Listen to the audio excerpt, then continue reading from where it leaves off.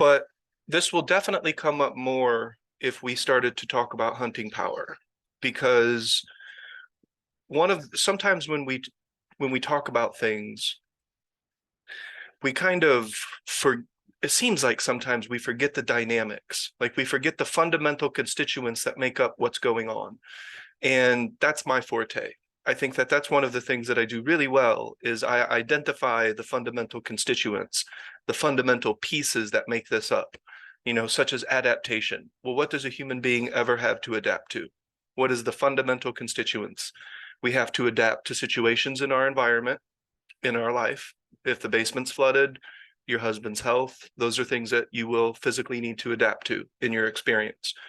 Our own bodies, our own biology will need to adapt to that, because while aging doesn't mean one thing for everyone, everyone is aging. And so we will have to make changes as we go along to some extent. There's no predetermined extent, sometimes people try to drill into their own heads and other people's heads that, oh, Shayna's mom is constantly saying shit like, you'll understand when you're old and your body doesn't work anymore. And it's like, well, no, actually, that's not a principle of the human existence, but gotcha. But then the other thing that we have to adapt to is our psychology. So, and then also looking in order of which do we have the most direct influence over. So we do have influence over the situations we put ourselves in, but there are some things that we don't. Space junk could fall from the sky.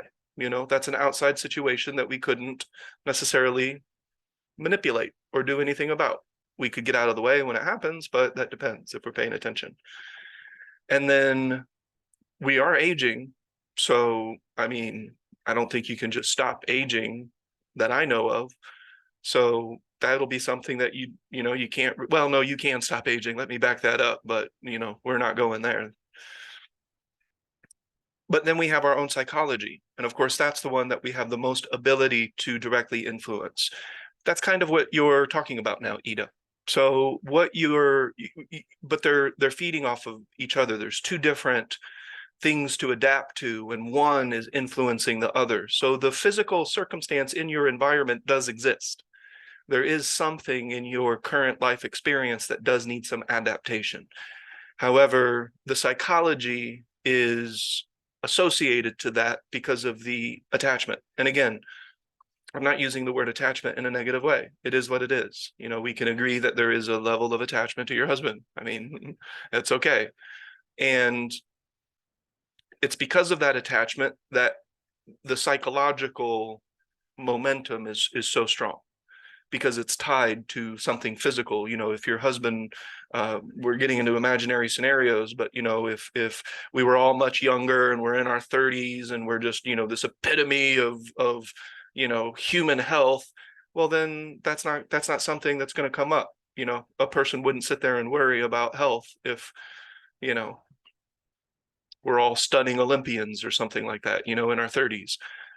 So it makes sense. So first of all, it's not stupid, definitely not stupid. It will very likely come up for all of us to some extent or another, whether it's, brother, sister, mother, father, or child, or significant other. So, or that is husband, wife, yeah. But whatever. So ultimately, these things will come up. So here's a principle. Here's something to keep in mind. This is a principle, and this is one of the principles that I think we so often forget, and it's woven into the system because of the principle of non-interference. But it is the principle of accumulation and momentum. Habits have an incredible amount of accumulation and momentum, and it is erroneous to think, with this system especially, that we're just going to stop a long-term habit. And maybe you didn't look at it this way, Ida, but that worry bone in your body is a long-term habit. It very likely would have been centered around something else. When your husband was the Olympian epitome of perfect human health, and that wasn't a worry, very likely that mechanism of worry was centered around something else to some degree. And over time, it has gained momentum, especially now because there's a physical or a situational aspect that needs adapted to, and that And now you have created the psychological that needs to be adapted to. So now you have two things to adapt to. You have to adapt to your own psychology that you're creating, which is the worry. And then you will have to adapt with the physical situation of people's health changing as they age. So now you've basically created you've created a second roadblock. The first one was beyond your ability to directly influence because the people around you are aging. You are aging as well. You can't snap your finger and change that we don't live in that kind of world. But the psychological is something that you have created that now you have to adapt to, but you didn't create it yesterday. That's the thing. You've created it very likely over I'll be nice, a couple years. Very likely 30 years. 30. Okay, we'll just say 30. You said 30, not me. So a few decades, this momentum has been allowed to accumulate. And so that's something that I also account for in hunting power, because hunting power, to the best of my ability, is as much non-resistance as it can be. Because this idea of absolutely no force is kind of like, and the word force it gets really fickle the more that we talk about it. But when you talk about tension and resistance, or tension and relaxation, there has to be some tension in the human body in order for relaxation to be a thing. It doesn't really make any sense. They both have to exist to some extent. And that's the same with what we're talking about here. So the habit of worry in this example has had decades and decades of momentum, of accumulation. That is a principle. And in principle, the greater the momentum, the more it branches out, the more it turns, worry, there's little branches of worry now. It's starting to grow. It's like roots. It's starting to take root, and it's starting to grow, and it's starting to become from one thing to another thing to another thing. And that's kind of how that psychology of suffering takes root. But yes, I noticed that. I do notice that, and I do realize that even before I met my husband and married him, I was worried about other things. I think I transferred it to him, and then as his health has declined, I've had something to focus all my worry on, and I can see that in me. And yeah, I would like to stop that. I would like to diminish it. I would like it to be a better level, and the practice is definitely 100%, not 100% wrong. It has definitely improved it. The can't say that word, instances where I let it get out of not out of control, but even let it get to the feeling part in my gut are less, much less than what they used to be. So the practice works when I do it. Okay. Around this area, And so now what we're going to do is we could take a little bit from my Facebook post on time flux. So intentional time flux, there's two different ways of looking at it, but the second way of looking at it is perfectly applicable here. You create a scenario where you have combined all 3 points in time, and it can give you a little bit of clarity of where you're going and where you've come from. So you kind of pointed out where I was going to go with things. So momentum and accumulation have been interrupted by your practice. And so if we use Einstein's quote, we're not repeating the same experiment expecting a different result because you have interjected this practice. And you've already commented that you are aware of what's occurring. That's a change. So you're seeing it as it occurs. And that is a new factor in the momentum of that habit. So you're throwing stones at a freight train, but you are throwing stones at that freight train, right? One thing to look at is this time flux. And this could be a technique that you use. You would have to probably remind yourself, speak a little bit about the logic of this perspective, but you have been doing a practice, you are doing a practice, and you will be doing a practice. And when you combine all 3 of those points of time, then you're always just doing your practice. and it will continue to have the results. So it's also a form of logical deduction. I have been doing this. I am doing this. I will keep doing this. It's logical to conclude that the similar result will continue if I continue to do this. Does that make sense, Ida? Yes, it does. It makes complete sense.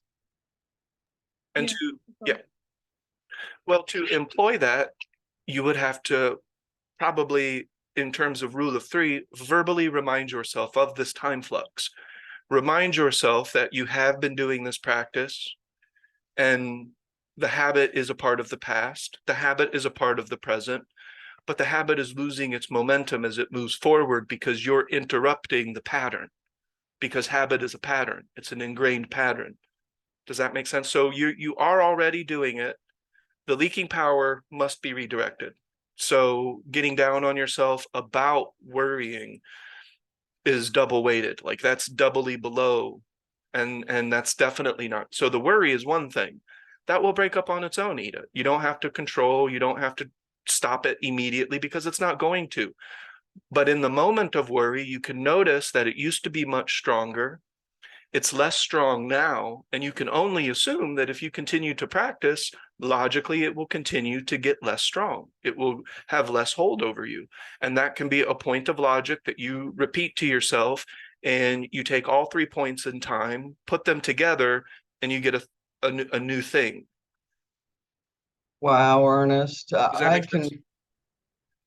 I can really relate myself because before I came on today, I was just thinking so many habits, so many things, getting down on myself. It has totally transformed. And at the place I am now, I'm just really grateful that you shared your practice and all of this with us, because my whole life has changed as a result. And even my nervous system has calmed down. I'm really present. I'm just loving life, and I'm really grateful. And I wanted to tell you that when I came on and just listening to what you were just sharing with Ida, I can really relate. I'm so different with myself. I mean, really loving and compassionate, where I used to whip myself badly, and I went through a lot of loss, but I'm not in that place. That's in the past, and it may come up in the moment, and then it dissipates, and I go on, and it's lessened and lessened. But I'm just really, truly grateful. It has supported me tremendously. And and I'm working full time. I'm doing a lot of things that I never ever thought I could do. So thank you. You're welcome. And, to tie that in, that time flux technique is a way to implement other principles and kind of relieve yourself of the psychological burden, because habit has momentum, but so does your practice. And eventually the momentum of your practice will completely displace the momentum of the habit. And the reason that this will very likely resonate with all of us is because every single one of us have some sort of habit that has had either decades of momentum or our whole life almost worth of momentum. There's some habits that I see in myself that I could trace back to when I was 5. Those are old habits of, maybe, for example, and I can kind of show you how this works, like how it is. Well, I don't know why, but the phrase "this is not a quick fix" came to my mind, because it's not. This is something that can have immediate effect. You feel it, like you feel the immediacy of the effect, but in terms of the habit not even coming to mind anymore, that does not happen quick. It would be, why would it? It took decades to accumulate the momentum. What logic in the universe would say that you could just instantly switch it off? That doesn't make sense. 5 years of doing this practice, and not all of those 5 years fully understanding the mechanics really of the practice, just learning it, as opposed to 40 years of accumulated habit of a different type of practice. it makes sense. Like you say, you're throwing a pebble at a freight train, but at least it's the turnaround. At least it's the pivot point. There was a pivot point, and that is continuing in the right direction. Right. To some extent, yeah. But and being aware of it, like Donna says, at least I'm aware of it. At the Which is a very critical least, component. yeah, it is. You know, what's interesting too, like you said, Ernest, I noticed the habit will come up in the moment, but it's like there's a whole different energy around it. It's like looking at an old shoe. I just don't go there. It's really interesting.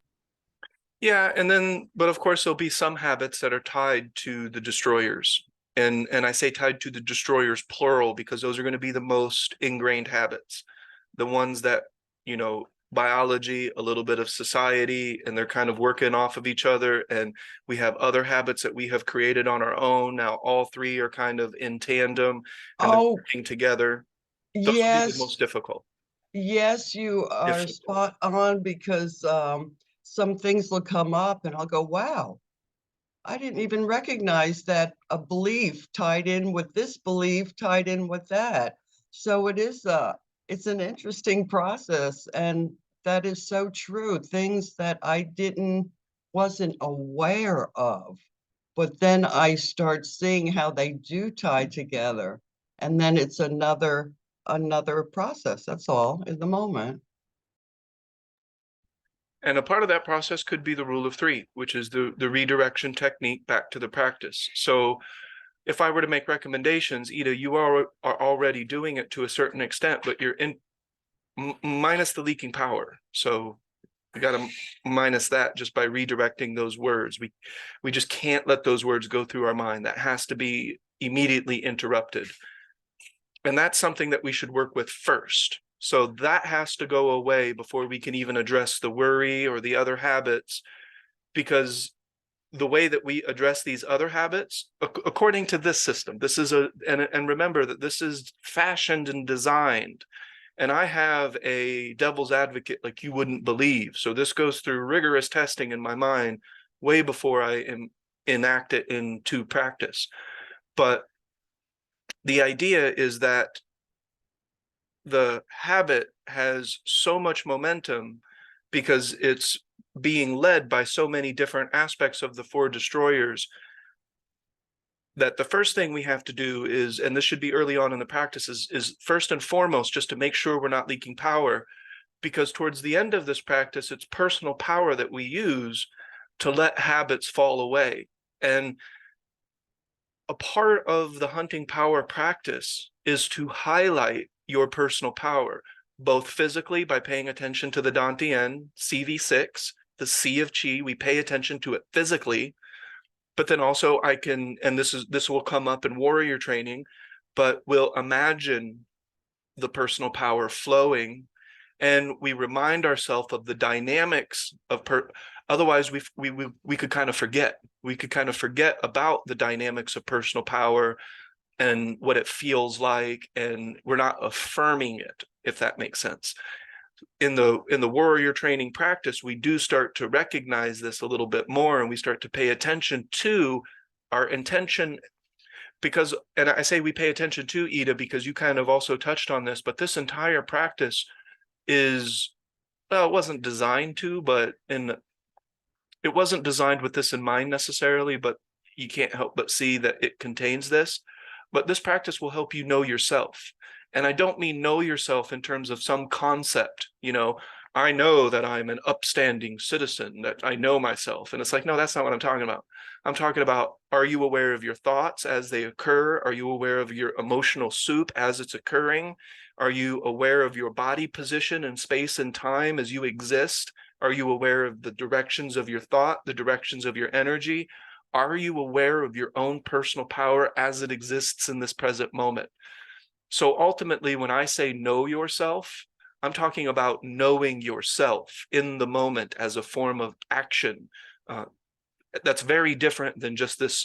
And this is what the world does. The world turns something into a concept that's basically just a file card that you just file into the back of your mind.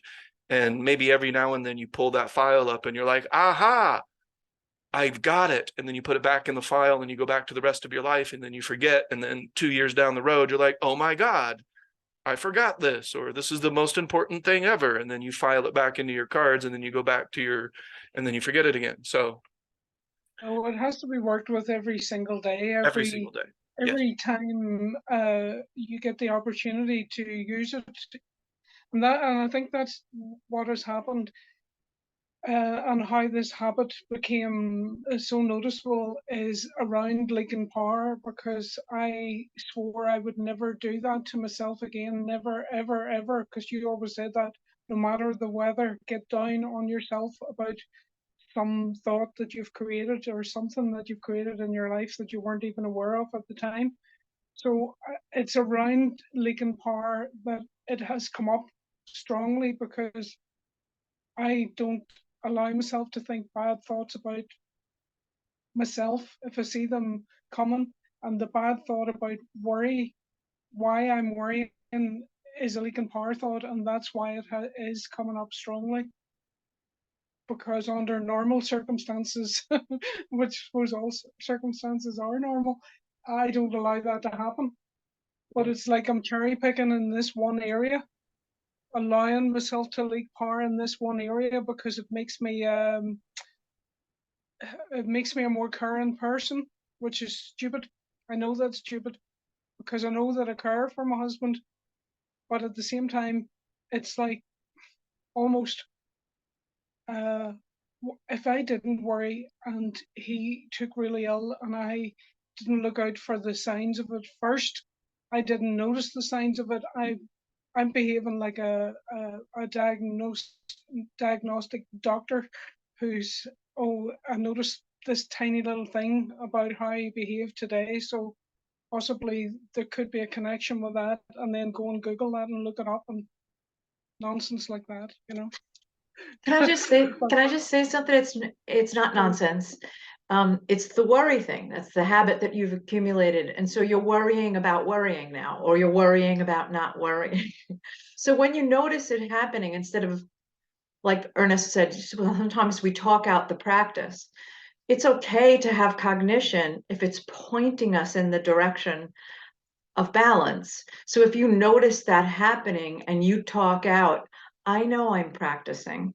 I see the results of my practice. I can't help but notice how much less I worry now than I used to. All those things are pointing you towards balance and reminding yourself of your practice, which would make you don't even have to think them in words, but you can, if the momentum is strong, you need to say them in words. That's up to you in the moment. And the real fact is, by experience, Ida, that when you are practicing, when you're embodying that practice, it's not something you're just using when you need it. You don't use the practice, you live the practice. You're pointed towards embodiment, which is, I am appreciating the now moment in it, as many moments as I can remember all day long. And when you are doing that, you'll probably notice things about your husband quicker. You'll notice that you notice the most subtle things and changes and imbalances around you without having to study it and focus on it. So the fact that you're living your life fully aware, knowing yourself in the ways that Ernest just described, is going to make you notice the principles at play all around you. And you have plenty of data about your husband's health, if he's moving towards it or away from it, plenty of data about that, because you've lived with the man as he's navigated this health issue. So embodying the practice will make you even more apt to notice something, if that's for you to notice or not. There are some things that are not within your control, and it's not for you to control. But if what you're concerned about is being sensitive to your environment especially your husband, you will be if you're embodying the practice. And you know that to be true. You have all the evidence, all the data. I've heard you talk about it. So the momentum and the habit towards, I better not be so free and having a good time and focusing on myself and appreciating all these things because I'm not paying attention to my husband. It's just not true. That's just a story. That's just a worry story. It's not. You, you know what came to me when Donna was saying, and what you're saying about redirecting with thoughts. In my own practice, I notice instead of just thinking those thoughts, I embody a feeling with them. Like there's a difference between just thinking intellectually, like, oh, I'm so grateful because I've done that, but it's feeling that gratefulness within. The thoughts are less needed when you're practicing consistently. The Yes, thoughts are okay, less I needed see what because you're you can saying. feel the pull away from balance. Uh-huh, And so then you yes. redirect yourself back to balance and you don't need the words. But sometimes when we are either not practicing, coasting, or not practicing, or the momentum of an old habit like worry, because that's a similar one for me, comes up, I need the words. I need to talk out my Oh, practice to myself. oh And that's no, I yeah. don't mean no words. I mean with the words, I guess it is momentum of practice because when I speak the words now, I also embody the feeling, which brings it, but that is momentum. I see what you're saying, Donna. First the words, and then I'm just reflecting backwards. So yes, thank Sure, you. the words and the habit have an emotion, which is a feeling related to them. And as you practice more, you can feel whether those words are getting in the way. Are these rabbit hole words that take me out of my practice, or are they the words that I'm choosing deliberately in this moment to remind myself of my practice and where I am, and knowing myself, reminding myself that I know myself better than I'm allowing in this moment. Yes, You I know what I'm like saying? that. Yes, yes, I certainly do. Yeah, that makes sense. And then, so the more, that you progress through this practice, to Karen's point, the more that we can feel what we're observing. So the feeling of personal power becomes more observable. But in terms of behavioral change, this practice doesn't address it, won't directly address behavioral change until the end of the practice, for a very important reason, because of the mind's tendency to leak power, to have a very narrow view of time. We get on this erroneous time scale where we think everything has to, but if we do that intentional time flux, we see that nothing really works that way. That if we look at the past, how the moment's moving, what will likely occur, it doesn't usually adhere to our mind's erroneous time scale anyway. That's why the time scale is erroneous. It doesn't make any sense. We're just making it up, typically because another habit, especially in Americans, is instant gratification. We want it now. We don't want any fuss. We don't want any mess. We just want it to drop in our lap instantly and be done with it. Which, I don't know. I don't think it was not realistic, that's for sure. But when we start to go through these layers of practice, we will get to a point, especially in hydrostasy. Hydrostasy, one of the very first techniques is to engage the space in your overall cognition, the overall amount of thought. In that space, you will be able to see more. And when I say see, I also mean feel. So when we really start to talk about being guided by how we feel, it's because we're paying attention to the moment, and eventually you'll be able to distinguish what is emotion and what is more of a direct perception. For example, I can't say that temperature is an emotion. So we use the word feeling, and it's just this blanket term. And, if two people are just chatting, that's okay. But for the purposes of this system, it needs to be clearly distinguished what we're talking about when we say feeling. So typically what we're feeling is an emotion. And in the context of what we're talking about now, it's the emotion that is a derivative of the momentum of the habit. And the more that we create space, the more that you're automatically breaking up the habit. It's already occurring. You don't have to do anything. You don't have to try to force it. The moment that you interject this practice, you've already started to chip away at it. But in the hydrostasy section, you have created the space, you're engaging the space. What's left?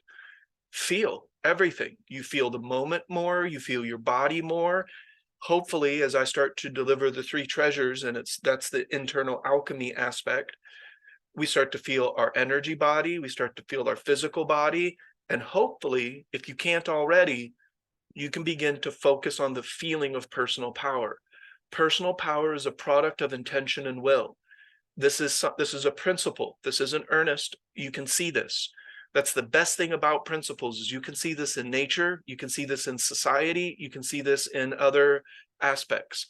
When you intend something and you have the personal power and the will to bring it to fruition, the momentum of that dynamic increases. It gains momentum. Does that make sense? So as Ida, you start to maintain a point of attention all day, you're going to get real close to that precipice of hydrostasy if you're not there already. And then you start engaging the space, because what do? We create something and then we highlight it. That's the key. Have you ever noticed that in society, somebody will purchase something, they will do something, they will accomplish something, and then they just go right on to the next thing, and then the next thing, and then the next thing, and then the next thing. That's not wrong or good or bad or anything, but one thing that I've noticed is that if we can highlight what's occurring, which again is know yourself, because the personal power exists, all you got to do is learn how to pay attention to it. And then your mind at a certain point is going to be able to feel personal power.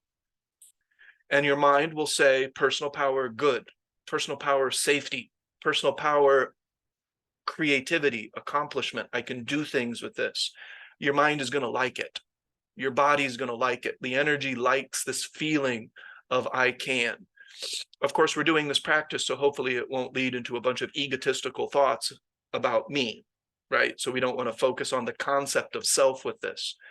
But again, I'm talking about a little bit of hydrostasy, which I have to if I'm going to talk about behavioral change. It's already changing the moment that we start this practice, because we're interfering, we are displacing the momentum of the habit by interjecting something new. What are we interjecting new? This practice. So even without you knowing it necessarily, we have already started to change the momentum of habit. But because you're so aware of yourself, you're going to see more habits. It's just the way it goes. You're aware of your body, you're aware of your mind, you're aware of your behavior, and then you're doing something and you're like, wait a second, like this behavior I'm doing is a habit. And that's okay. Or, hey, look at that. Wow, look at that. Look at me doing that. It doesn't even have to be, it's bad. It's just moving away from what I desire. I desire this feeling. So what do I need to do to be pointing towards that flow feeling? Like making it as neutral as possible is helpful. Also noticing that I wanted to talk about the worry. And then once we all got talking about it and the focus was on me, how uncomfortable that feels, how I don't want to talk about me in this situation, because it's like amplifying the thing that I'm hoping to diminish. And yet It's universal. Yeah, it's universal, Ida. This has nothing to do, like it does. You're the one who spurred the discussion, but every single person listening to this has the momentum of habit. And if you're leaking power, this is the perfect time to bring it to the group. But you can consider this non-personal now. And worry is a really common one.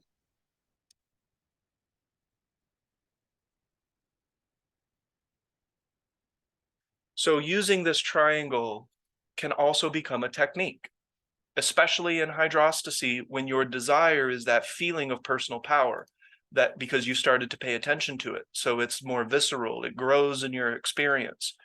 Now, I don't know, with the folks who are practicing this practice, how many, where you're at in your practice, if you're really able to sense into personal power. Like you can probably catch glimpses of it, that's for sure.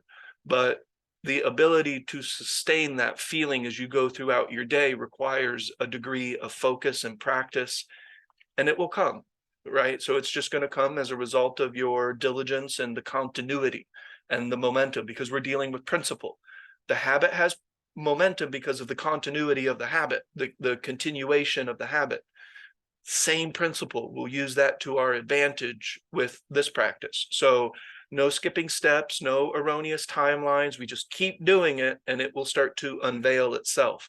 And then this feeling of personal power, I can do anything. I can't do everything, but I can do anything. But at the same time, I feel very balanced. That's important, because have you ever noticed that sometimes personal power is actually, and I'll point this out in one of our 20 topics, actually becomes potentially, especially if the thinking mind isn't relaxed, it can become an area of an enemy of knowledge. Personal power can become an enemy? It Okay. can, yeah. Yeah, when the mind gets involved, especially if we can see, I can give examples of where personal power is that person's enemy and they don't even realize it. I relate with what you're saying. It could turn the other way. Yes. Thought, the habit of thought can turn anything the other way. Yes, yes. And you know, it's interesting. I just flashed back to something you had said, something had happened and you noticed the thought, but you didn't fall into the behavior because you redirected at that moment. And that's what I'm noticing, like to be aware of a old belief or a thought, but not going there, not doing the behavior, recognizing it in the moment and redirecting. That comes from embodiment. It's not about evaluating everything and judging it and deciding whether it's good or bad. It's if we're, Oh, I'm I not used to, talking good or bad. I'm just oh, talking I about know, being I aware know. in the moment. I am agreeing with you. In the beginning of the practice, I got the concept. I understood where Ernest was going, and then we'd start doing these techniques. And I would be struggling with the techniques or with remembering and forgetting mostly. And then the techniques started to feel like, my thought processes were still very strong. My cognition was still very habitual. And I thought, what the hell am I? Why do I care how hot my cup is? Like, I don't care what temperature my cup, like, why am I focusing on that? Like, these techniques are stupid. I don't even want to, like, I only wanted to do fun stuff that made me feel good. And I lost the principle behind it. So it's not the technique itself that has any power. It's the embodiment of practicing something deliberate and intentional all day long is where your life is. It's not even whether the thoughts are good or bad. It's just about the thoughts and noticing that I'm having them and did I do it on purpose? I just wanted to interject something. Ernest, you mentioned it quickly and passed over it. It was about the destroyers. And I have found, even after all this practicing, and I could imagine it's more difficult for people with families and routines and things that everybody does, like we always watch TV at night, or this is when we charge the phones and this is what time we get up. And although those things may have been deliberately chosen, they become destroyers. They can become destroyers very quickly. And you were talking about destroyers and behavioral change.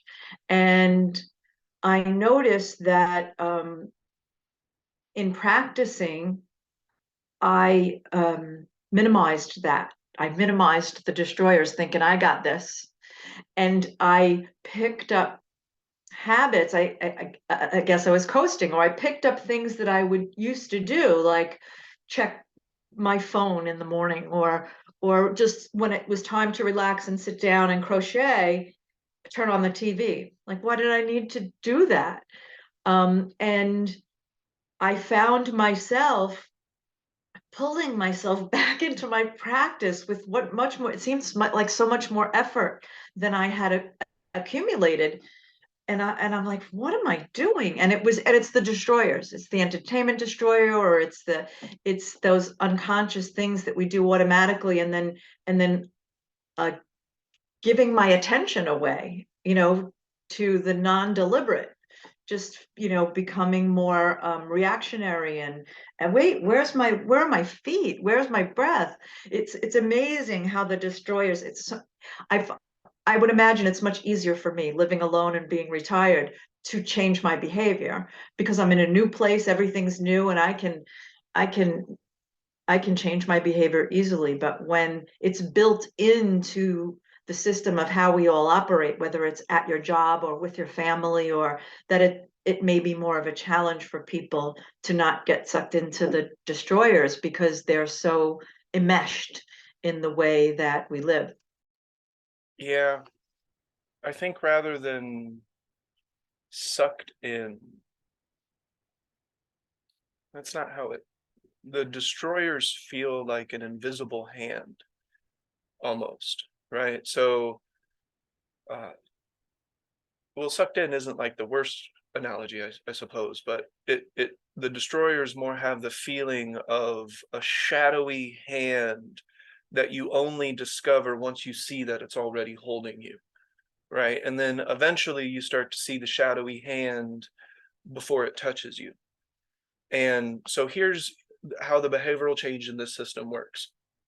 So first of all, we don't even touch behavioral change until we are very familiar with redirecting leaking power, because you cannot do what I don't want to say that somebody can't, but it is very unlikely. And I have to take responsibility for the way that I deliver things. So I don't want to present something to people that is extremely unlikely for them to have any success with.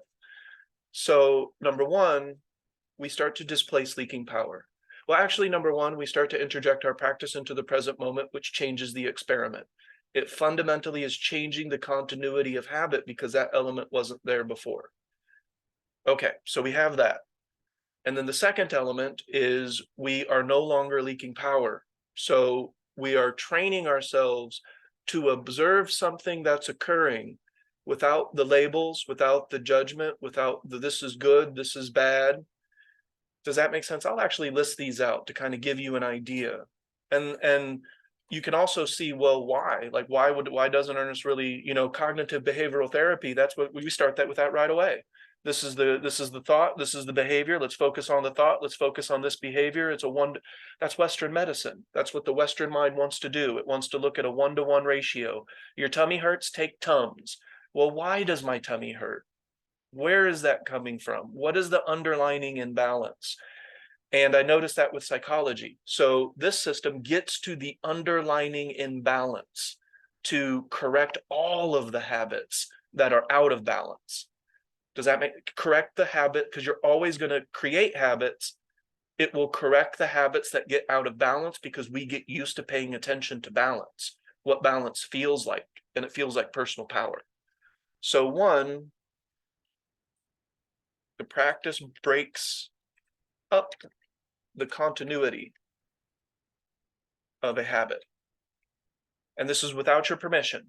You do not even need to acknowledge this dynamic for it to occur, just like any principle. You don't have to acknowledge the dynamic. It's going to occur with or without your acknowledgement, because it's the way the universe itself moves. So this is a principle of this practice in terms of habit, that the practice breaks up the continuity of it without your permission.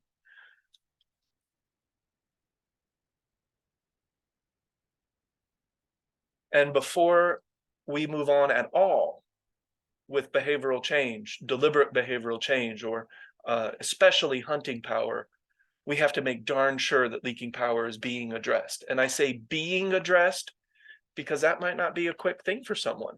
That could be a momentum of habit as well. Everybody's a little bit different. So for some people, those leaking power thoughts could have a ton of momentum, and that counterbalance could be years for them.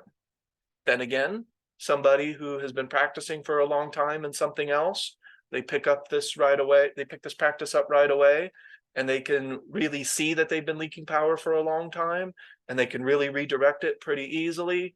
Leaking power starts to dissipate. That's great. Now, as a result of the practice, we are assuming the event horizon before we even go on. So if the event horizon isn't occurring, and that means you're learning to remember more than you forget, and you're almost remembering all the time, and it feels like you can't go back. When you're just like, I can't imagine being unaware of my body, of my mind, of the world around me. I just can't even. So when someone tells me that they're not in their body, they're not in their experience, I'm like, I can't even relate anymore, honestly. Like, in terms of how it feels, I can access memory and look at myself acting a certain way, feeling a certain way to a certain extent, but I can't go back to that feeling so easily, because all of the soup that's necessary to feel those things just isn't there anymore. Okay.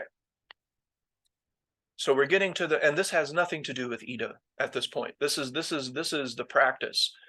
So this is non-personal. All Ida did was just kind of spur the conversation along, but at this point, we're not talking about her at all. So leaking power has been addressed. 3, space in thought is created. Again, we cannot continue with hunting power until the space is created, because hunting power is a part of hydrostasy.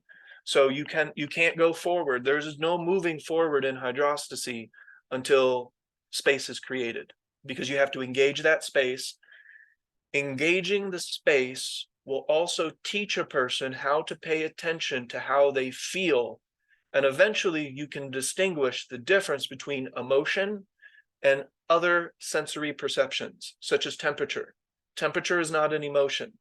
How you respond, because maybe it's too cold or it's too hot or it's just right, and this is the perfect temperature. Now, you can have an emotional response from the recognition of temperature, but temperature itself is just a form of sensory input. It's just a communication between us and our environment. When I talk about the capstone, neither of those are emotions. The capstone of this practice, and this is there's a few here that I will say that the technique works because of the technique. There's not many things that I'm going to say that about, but the capstone is one of them, that this technique works because you're doing it. It's very specific to the technique itself.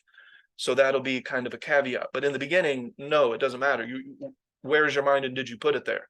Is it a habit, a point of attention? If it's not habitual, then it's a valid point of attention. You're doing it. It doesn't matter whether it's shadows or shoelaces, right? The capstone is a little bit different, and the pyramid that I build is just a little bit different because it's in hydrostasy, and we're really starting to access things specifically, and I call that deliberate modulation. So we're starting to deliberately invest in what we feel, not just how we feel. That's a big difference. What we feel. Are we feeling emotion, or are we feeling something else? And I'm just going to say something else rather than try to divide it up and pretend that I understand the dynamics of what's going on. I don't understand all of the dynamics of the unknown and what Eckhart Tolle would call the spiritual dimension.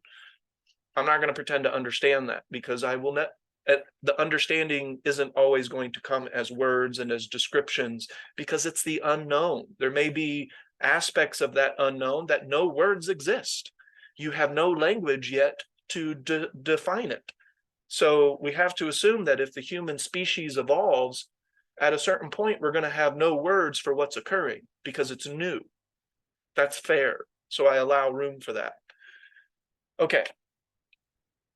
So we have created space, and this will allow us, and remember, we're not leaking power. So we will be able to observe, and I use the word observe purposefully because it's just an observation. You're just noticing the habit.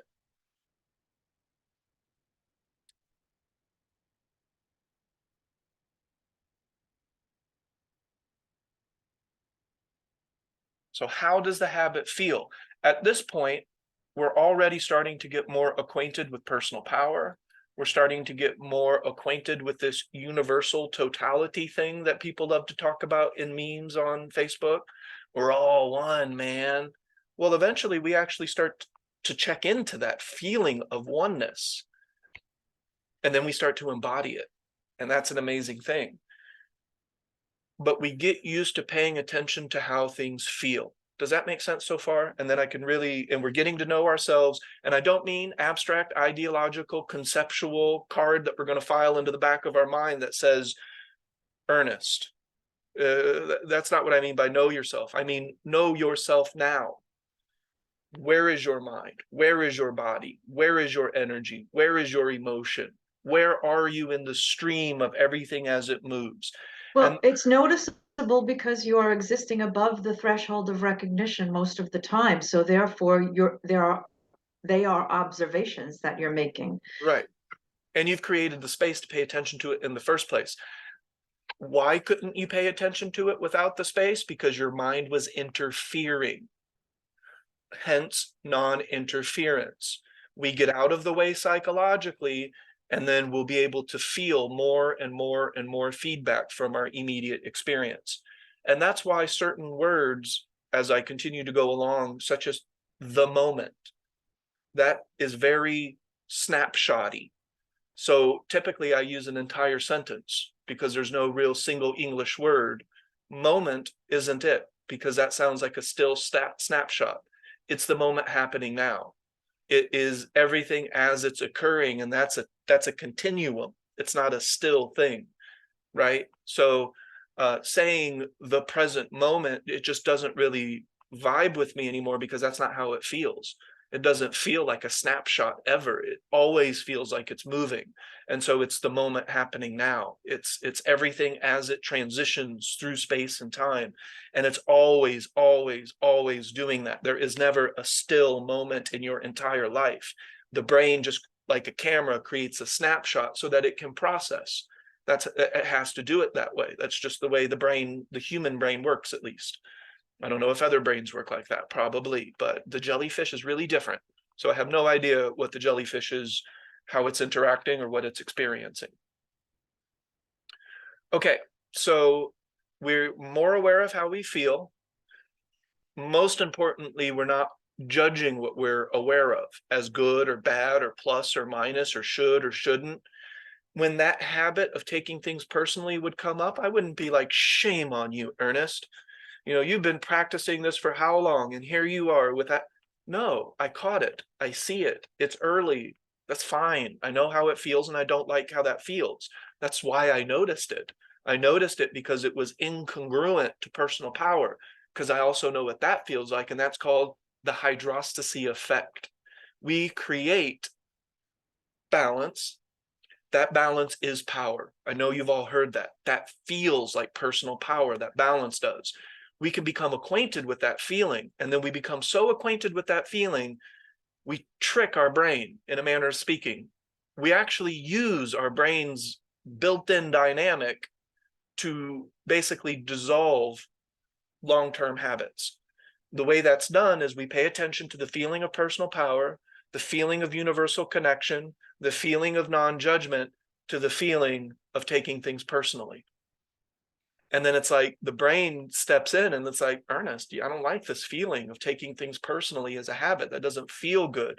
But I do like this feeling of personal power. So let me remind myself of desire, intention, and will. And either I act out the habit with awareness, and I'm going to be paying attention to how that habit doesn't really feel good. Even as I do it, even as I eat that third bowl of ice cream, I can see my biology is getting feedback it desires, but I don't really like this. Have you ever noticed that sometimes you can have a habit that you just don't like? Take addiction.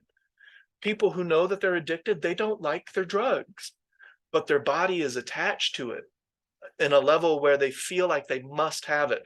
A lot of habits will get to that extent. Why? Because a habit is creating a biological feedback.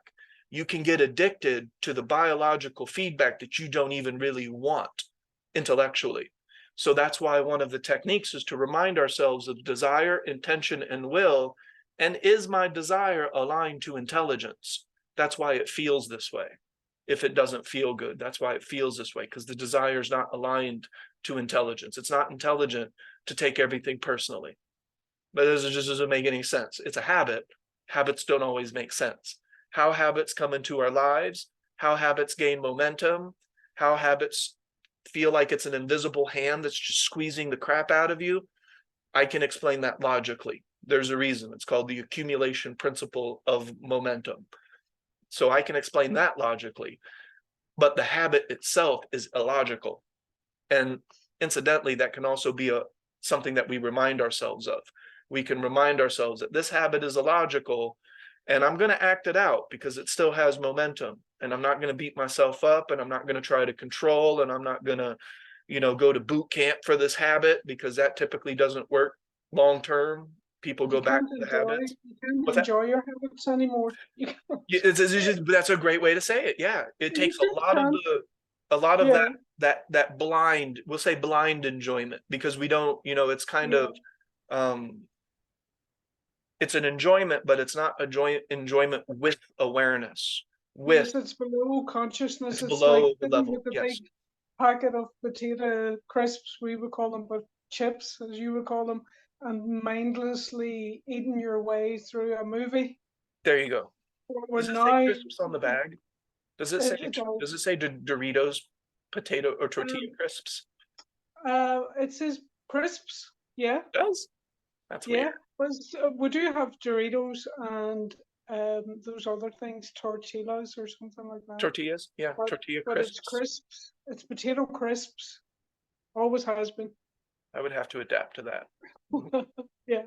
But yeah, you can't enjoy your habits anymore. Once you know Right. about the habit part of it and your brain knows about it, then you're like, why am I doing this to myself? And this will sound familiar, but look at habit as a river. And the longer the habit, the more that you have performed the habit, the more that river gains momentum. And typically what we do is we just lay down in the river and we just let that habit take us. And we'll deal with it later, some other time, it's fine. It's a type of surrender to the habit. That is definitely below. That's giving ourselves permission to flow below the threshold of active recognition. And then we don't see anything until we're out of the habit, days, weeks, hours, months, years, who knows? And then we see it later and we're like, well, shit, I did that again. But then that's also a form of leaking power. So in this dynamic though, let's see, where are we in our number line? So we observe the habit and how it feels. And then I like how Ida put this. The habit isn't as fun. That's just the way it is. When you're paying attention to it and you see it and you can feel everything, the habit isn't as fun. And eventually we are going to employ, and I say employ, we are going to pay attention to a dynamic, a principle, and we're going to work with that. Okay. So this is a principle that we'll start to notice, but if we exist in an extreme, it will cause suffering. That is the balance principle. And I can assure you that these habits, when they gain the momentum, they are existing in an extreme. Eventually, you will see the suffering output of the habit. That's seeing. Again, I can't stress this enough, though. At this point, we're not labeling, judging, comparing, contrasting, focusing on ourselves, getting down on ourselves. I just, like, when I see it quite unpersonally. I see it as Ernest's habit that he has accumulated. It's just an aspect of the totality, and it's not the end of the world, unless the habit is drinking battery acid. And then that's something that I might want to, I'll seek a one-to-one solution for that. Let's do some hypnosis or some shit, because obviously that's going to end my life very quickly. So we need to, maybe a little bit of force is just the right trick to create some space, and then we'll go back to our practice. I don't know, but Well, that would help me actually if I look at my worry as, just a habit. Because that's what it is. Yes. Because that's what it is. Yeah, that's helpful. And that's a logic point. That's in Qigong. So when you read Qigong, one of the ways to read, and it'll be more so in the counterbalance, although I touch on it just a little bit in basic alignment, logic. Logic disrupts and displaces emotion, because very likely your emotion is illogical. That's why in Star Trek, the Vulcans are non-emotional, because they have committed themselves to logic. Well, we're not going to do that. That also is going from one extreme to the other, and we see how much Vulcans suffer for that, in a manner of speaking. All this makes sense so far? Because we're getting to a really important point about habit.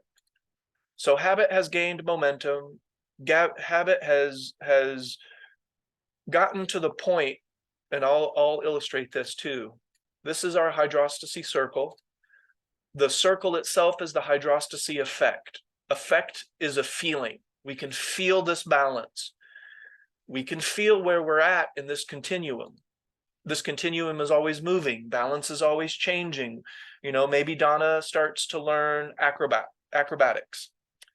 Right now, that doesn't seem very balanced for her, probably. That's going to seem like an extreme to just jump on one hand and you know, do a cartwheel in the air and land on her head.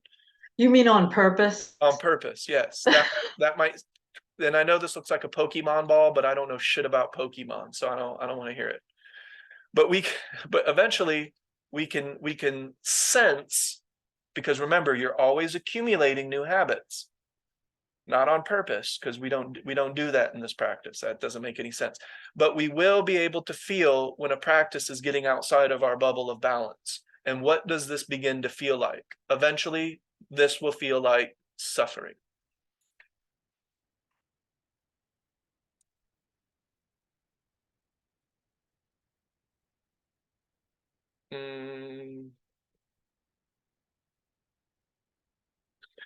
By suffering results, I mean the derivative of the habit.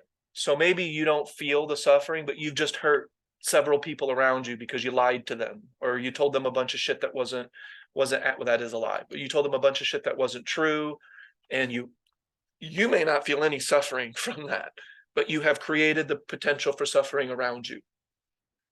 Does that make sense? So we're creating suffering for ourselves, and we're creating the potential for suffering around us.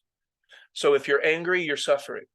If you are jealous and you are envious and you're hateful and these types of emotions, those are forms of psychological suffering.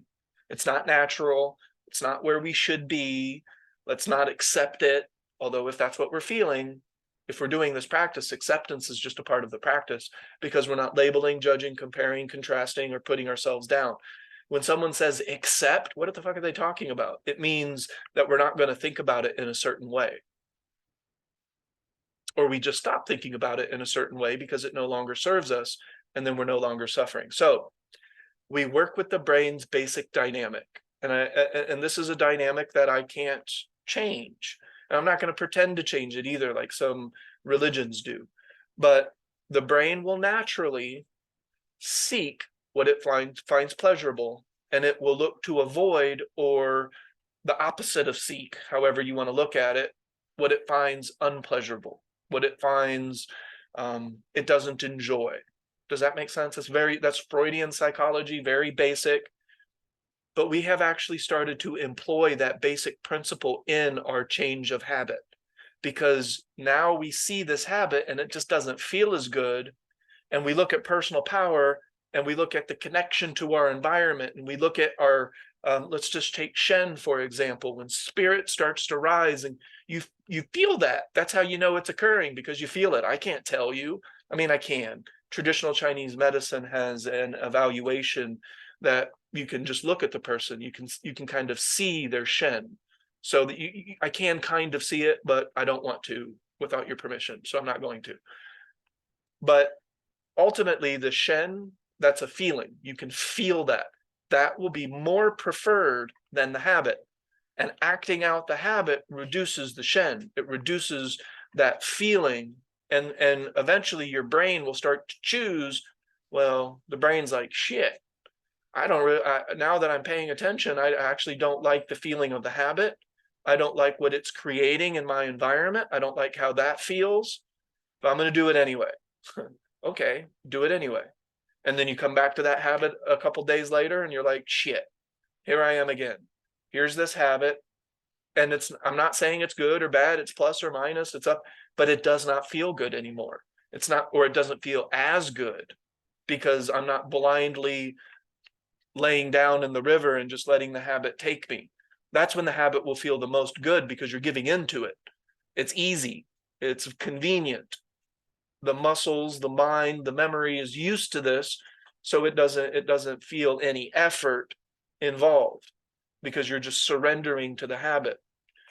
That's definitely cherry picking if we just allow ourselves to surrender to a habit. Surrender means that you drop your practice because your practice is above the threshold of active recognition. That's automatically not surrendering to the habit. So as long as you keep your practice active while you do the habit, eventually you'll start to chip away, you'll start to break it up, you'll interrupt the continuity of the habit, you'll pay attention to how it feels, and if the habit starts to get out of balance, you'll change your behavior because you're so aware of what balance feels like. You prefer that feeling, and eventually you'll go to approach that fourth cup of coffee and you'll be like, this doesn't feel good. I don't have to use willpower. I don't have to resist. I don't have to try to control. I'm just going to go ahead and put it down because it doesn't feel good. But maybe last week I didn't put it down. I went ahead and drank it. And then I paid attention to how that made me feel, that fourth cup or that fifth cup. And it's like, doesn't really. And this is all the result of the mind being above the threshold of active recognition. You're disrupting the nemesis, which means that you'll start to disrupt the destroyers, which eventually their shadowy hand will be illuminated and you'll see it before it even takes a hold of you. And the new habits that we're creating in our life, let's say I start farming. Eventually, I get a little patch of land and I start farming. Maybe there's an aspect of the farming that I don't really prefer. Like maybe I have to get down on my knees for some plants and really dig with my hands. I don't like dirt under my nails. I'm just going to say that now. That's just not something I'm keen on. So maybe I develop a habit based around not wanting dirt under my fingernails. That habit, to a certain extent, can exist within my hydrostasy bubble. That's why habits aren't good or bad. They're not plus or minus. They're not by themselves. They're not anything. Because let's say that gardening habit that I'll create later because I don't like dirt under my fingernails, it's inside of my bubble. It doesn't make me feel that bad, which probably means that it hasn't gained a lot of momentum. It isn't really taking me out of balance yet. So just keep your eye on it. Just keep paying attention to how things make you feel, or just wear gloves. And then there you go. So that's also giving you a snapshot of how we don't declare war on habits. It's not good. It's not bad. It's not plus. It's not minus. It allows everybody to change on their own. So there's no othering. I wouldn't look at Donna and I'd be like, still eating meat, huh? Yeah, still staying up late. Okay. Yeah. I could never judge her like that because it's about her continuity. It's about her practice. It's about what maybe staying up late hasn't quite gotten out of that hydrostasy circle yet. And maybe it never does because of the way that she's changing. It stays inside of that circle, like the acrobatics, right? If Donna was to just try to do what Shayna and I watched on America's Got Talent, where like everything they're doing could kill them, you don't want to start there.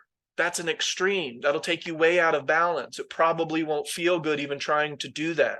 You may get a high from it, and hopefully that high doesn't become a habit. Otherwise, you'll find yourself jumping out of airplanes and doing kinds of, not that there's anything wrong with jumping out of air, but you would be doing that for the habit, the feedback of the biological component.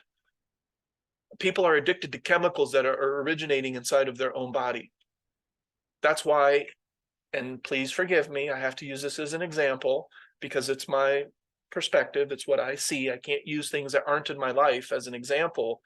But a lot of Abraham Hicks and the law of attraction, people are chasing a chemical experience. And a lot of that chemical is an extreme. We look at this high flying disc. I don't want to be around somebody who's always on a high flying. You will get annoying. It's just like, look, calm the fuck down. We're just sitting here. Just sit here, be on your high flying disc, but shut the fuck up about it.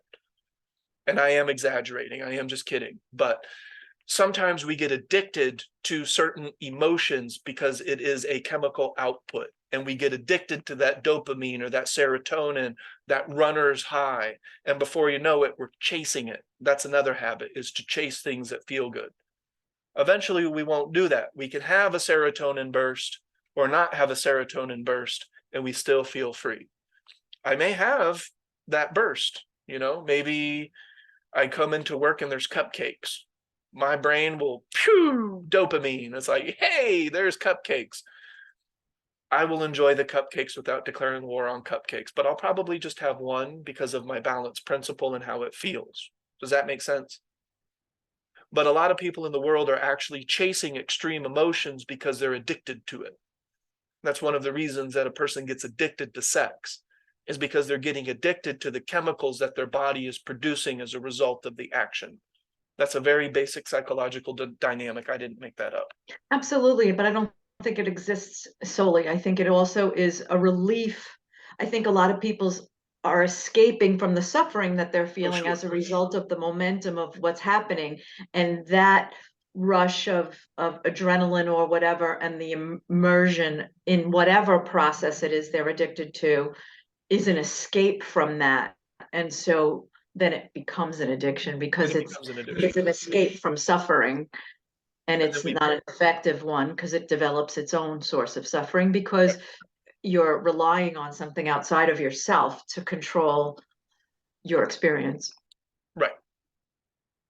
Exactly. And it's also just, it is chemical as well. So like if I wanted to just inside of my mind create excitement all the time, that's a chemical experience that's occurring. And also there will be what we call a diminishing return or a tolerance level to what we're creating, and we'll need more stuff to create the same amount of fun feedback or the same amount of biological feedback from the action. And then it becomes a habit. We feel like we need it to feel normal. And then it went from habit to addiction at that point, just straight up addiction. And anything can be that. And anything could be that. Drink Yes. can be that, substance can be that, food can be that, anything can be that. Right. Which is why in this practice, a part of my pyramid is contentment with what is. And when I say with what is, I say what is, in my mind, what is something that's always changing. It's the isness. It's I'm okay with where I'm at because I'm fucking here. Like, whoa, why would I not be okay with it? I can't be anywhere else. I can't not do something. So I might as well just do what I'm doing here and find contentment. Of course, contentment is the second block. The first block that I create is appreciation for the opportunity to exist. If you really look at what I'm doing with my practice every single day, I've already done this. I've already woken up and I've already created the baseline of my practice. Are you kidding? I wake up and I do I'm doing my practice in my dream. I start to do my practice before I wake up. I'm like, all right, let's find appreciation. You're about to wake up. You're about to have a new day. Let's check into the opportunity to exist. You have 1 trillion times 1 trillion synaptic connections. You have trillions of cells in your body. You are absolutely a machination of magnificence. I don't say all that shit, but I do just immediately check into the feeling of appreciation that I'm alive, I exist. And so I don't need these extreme things. However, if Jerry traveled down and, you know, she came in a limousine and she had a parade and it was a party and she brought beverages, okay, I guess we're going to have a little bit of a party. I'm not going to reject that. If fun comes, I'll have fun. That's fine. But I can have fun or not have fun and I still feel peace. I can have excitement or not have excitement and I can still feel peace. And then that peace leads to a type of contentment that I call happiness. I agree with Thich Nhat Hanh in that regard, but we can just call it contentment because happiness is one of those undefined terms for most people. Does that make sense? And so in some ways, I've just explained the basics of hunting power. That is the basics. We don't even approach it until we have stopped leaking power. You can't. Once you start creating space, that's when you can start to pay attention to how everything feels. When you pay attention to how everything feels, you can pay attention to the feeling of balance first and foremost. That's the hydrostasy effect. Then we can feel what is taking us out of our balance. Perception of the hawk, it's our balance. It's relative to us. However, as an observer, I can follow you around and tell you if you are cherry picking. Because if you are not displaying the 4 characteristics of the first 3 layers of Qigong, you can forget everything else. And then no other aspect of hydrostasy is going to occur Without, do you remember those 4 characteristics? I don't want to use the word virtue, so I'm going to use the word characteristics. It's the 4 characteristics that come from the first 3 layers of practice up to warrior training. These 4 characteristics will tell you whether you should go forward. Calm attitude is one. And these do relate to each other, but you can still kind of see them separately.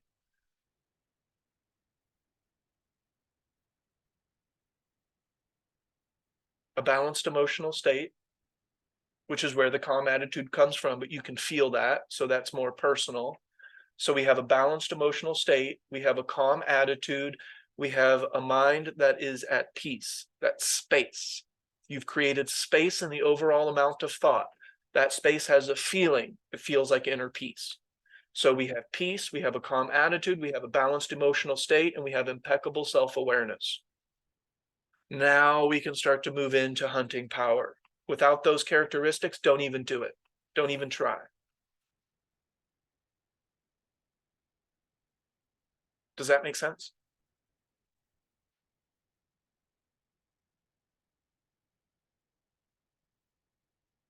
And the followers of Abraham Hicks are absolutely 100%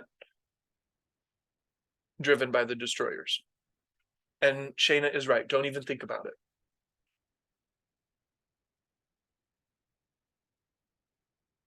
The practice does have layers. It does have, one thing that leads to another thing, and we just can't skip steps.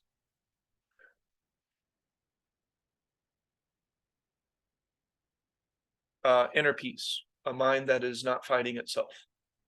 And you can say that one comes from the other comes from the one, but in the moment, you will be able to evaluate for yourself all of them. I am calm. My mind is at peace. My emotions exist, but they're balanced. They're not in any extreme. And so you'll be able to evaluate that before you move forward with any hydrostatic technique. Does that make sense? And yes, Michael. That makes sense. So what's the step before that to calm the mind, to check in? The entire practice. Yeah. Yeah, like invoking the practice. That's it. In the Igong book, Michael, I describe what's called the mindfulness slider. And it's the only time in that book I'm pretty sure that I use the word mindfulness. You're not doing something. You're paying attention to your inner world and your outer world so much that you can't pay attention to your own internal stream of thought at the same time. Try it throughout your day. Notice that you're either doing one or the other. The more you're thinking, the less you pay attention to your environment. The more you pay attention to your environment, the less you're thinking. So by doing this practice, you're doing your practice so much that thinking naturally reduces on its own. Right. I started laughing because I've done that a few times, at your suggestion. And I've seen it, with resounding effects at times, like break up what's in the mind and kind of just go into a different type of state for different periods, and I guess to the practice, it depends if it lasts or not.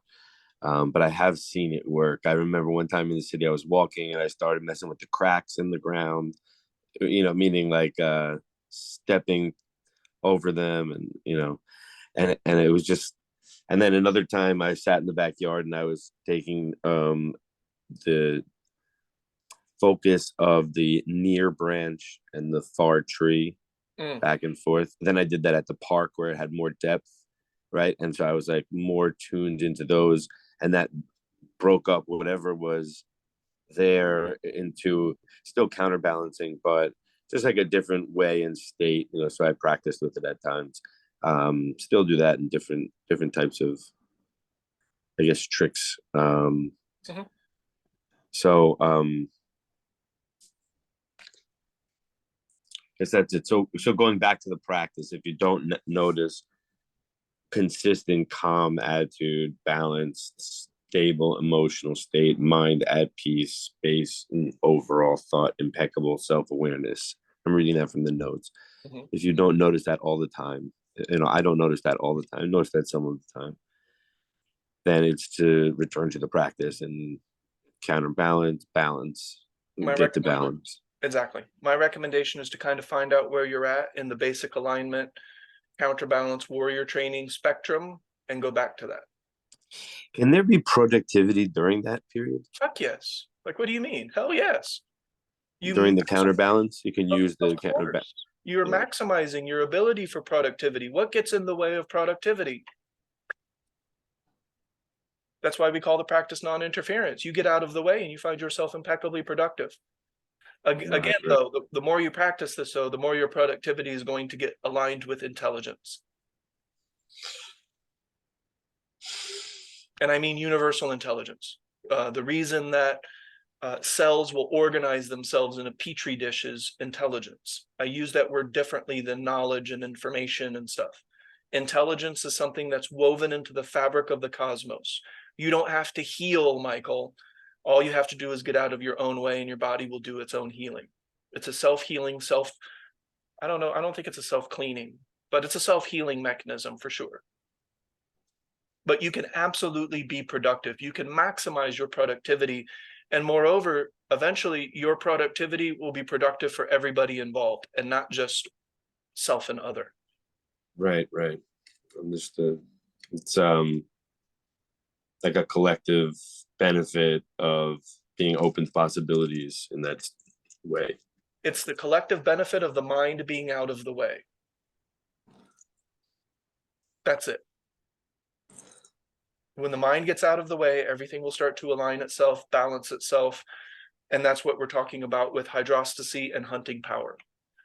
That's why you can only do hunting power when you're in hydrostasy and these other things are present. Because if you try to hunt power without a calm attitude, without a peaceful mind, you're going to go back to attempting to control, manipulate, and eventually you'll end up getting down on yourself. Or you'll end up using your vital energy, your vital essence, which according to some schools of thought, you have a limited amount of. Right. Then you wind up going for a ride, if you will. Yeah.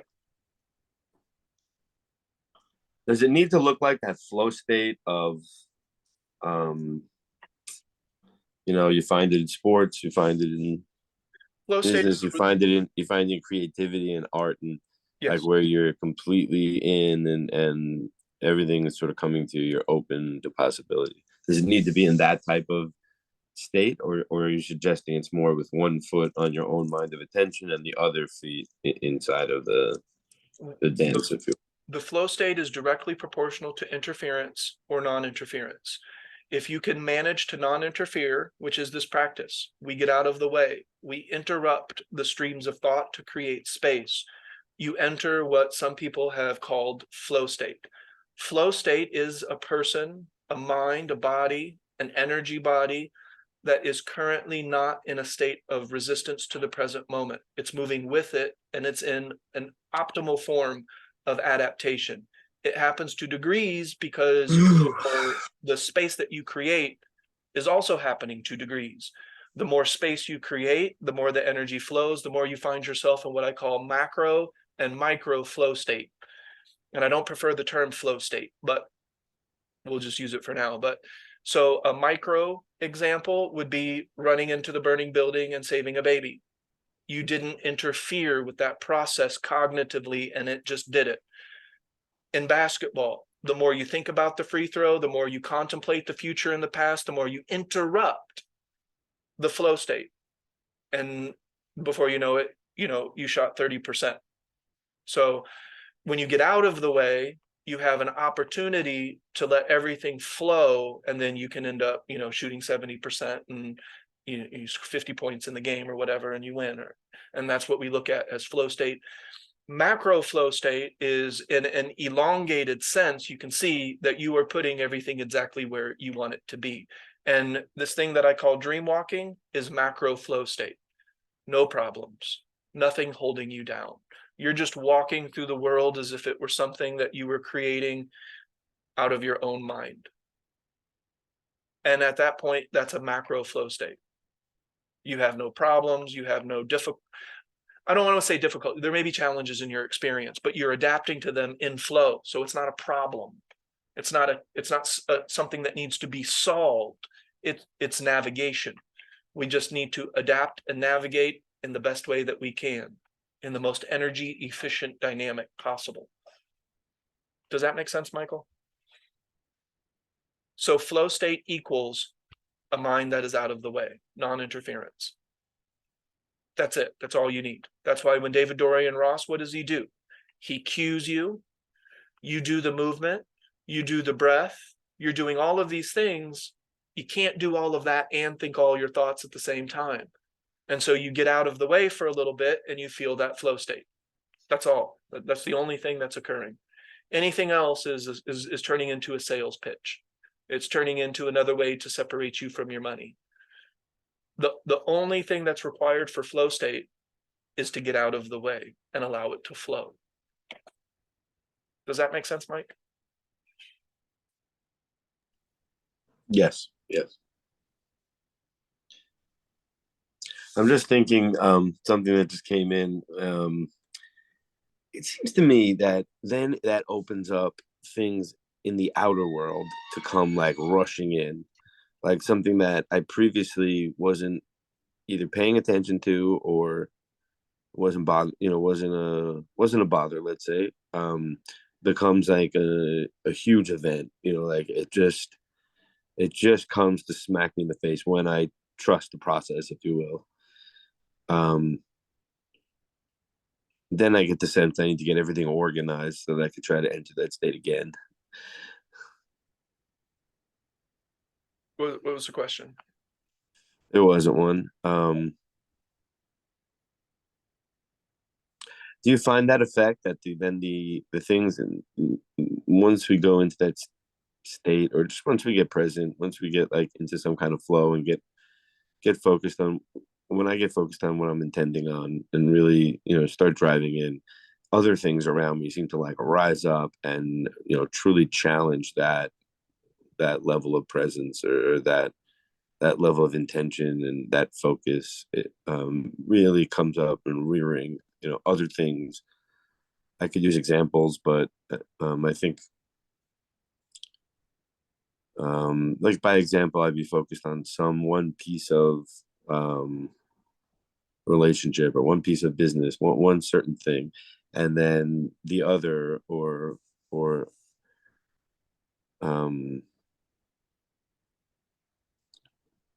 some aspect of the life comes up and just to distract the heck out of me. Sometimes I'm able to stay with it, but a lot of time I wind up like, it seems like the cards kind of fall, and it's almost like I'm like, wow, it should be really grounded at this point. But still there's that but in there, that kind of the destroyer, I guess, that comes in and sort of prevents it. Are you giving me an example of somebody who's practicing this practice? No, that's where then all bets are off. I don't know what the fuck they're going to create. For me, Right, I can notice a battleground that I didn't realize had as much momentum as I thought it did. I'm practicing, I'm feeling pretty balanced, and then if something is distracting me, I notice the pull towards distraction. I recognize that this is a battleground for me. In other words, this area in relationship or the way someone spoke to me or is a result of habit and momentum. And if I have been practicing and embodying my practice, not narrow focused on one thing, just observing my own balance and navigating, there's not no bumps. Sometimes there's bumps, because the bumps are areas that are battlegrounds for me. I notice them, and then I go back to the practice. So it's not that they rushed in to throw me off balance.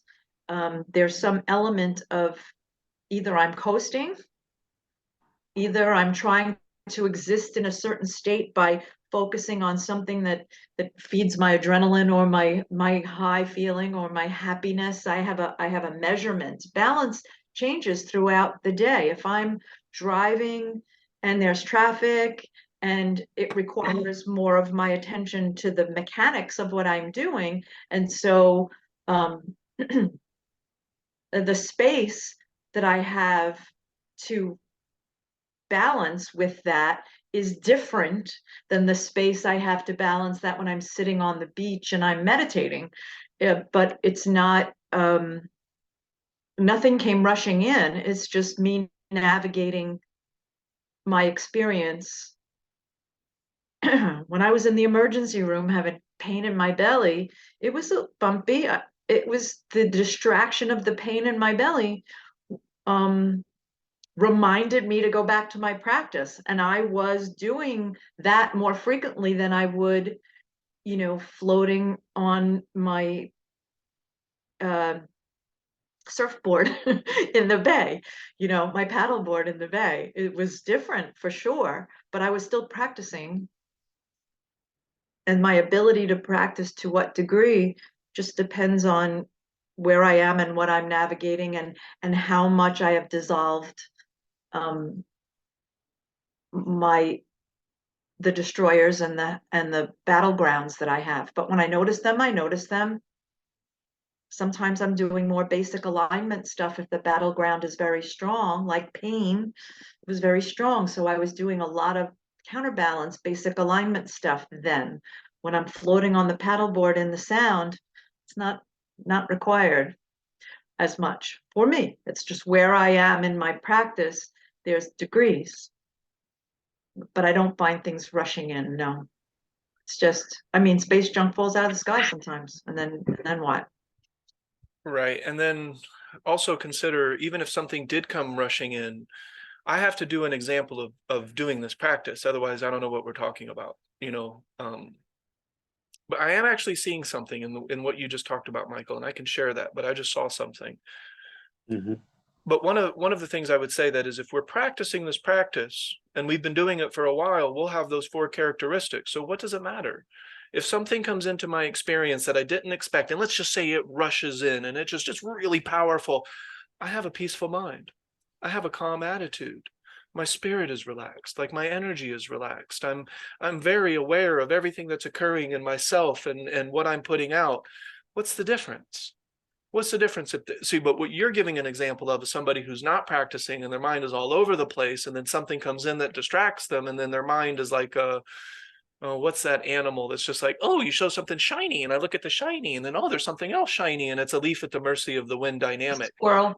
Squirrel, yeah. So if you have the mind of a squirrel, then I don't know. I mean, I would say start with basic alignment and start, you know, working the practice. But if we're it's more to what Shana said before, like, don't even try that. I mean, I don't know if it's a no straight out. It may be the same thing as what you were saying. It's a similar thing. Here, let me show you. Like, when she texted in to say that it's the it's the same thing. You're saying if a person's not in practice, right? That's the key. That's the number one thing, is the person. But you can go and be in a flow state. I can go and be in some type of flow. I'm using the word for the moment, but I'm in the zone. But yet my entire life is not practiced at the 4. This is it. That's it, Michael. Let's talk about that. I am noticing that the Western thought, the Western mind, the way that and I'm dividing this into West and East just because it's, it may be just easier to understand. I don't know if it's completely accurate, but if we look at the Western mind is 1-to-1 ratio. My stomach hurts. Let's give you a pill for your stomach. The Western mindset, you can find that 1-to-1 ratio mindset in a lot of different things. In psychology, you know, you have a behavior that you find unsavory. Let's focus on that thought. You have this emotion. Let's focus on that emotion. And that's not what we're doing here, Michael. What we're doing here is we're getting to the root, the fundamental cause of interference, which is the way that we think. So if we give examples of a person who's practicing, that will be fundamentally different than a person who's not practicing, because a lot of what you're talking about is still coming from the way that we respond to our environment in terms of how we think and how we respond to situations because of the way that we're thinking about them. Does that make sense? So, Right. It's island of the practical stuff. and you've even said it. You said my whole life.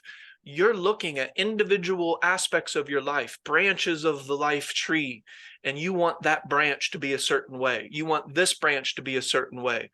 That's not what this system does. This system addresses the trunk of the tree, where the tree originates in the middle, in the center of it. And then the roots are affected and the branches are affected. That's what we're getting to in this system. So it's not a one-to-one thing. We're getting to the root of the problem. And I'm putting problem in air quotes. The problem is we're getting in our own way. Also notice everything that you said, Mike, I could draw a line back to self. Let's divide you up. Likes, dislikes, hopes, dreams, aspiration, physical body, life situation. What else are you, Michael? Let's do this.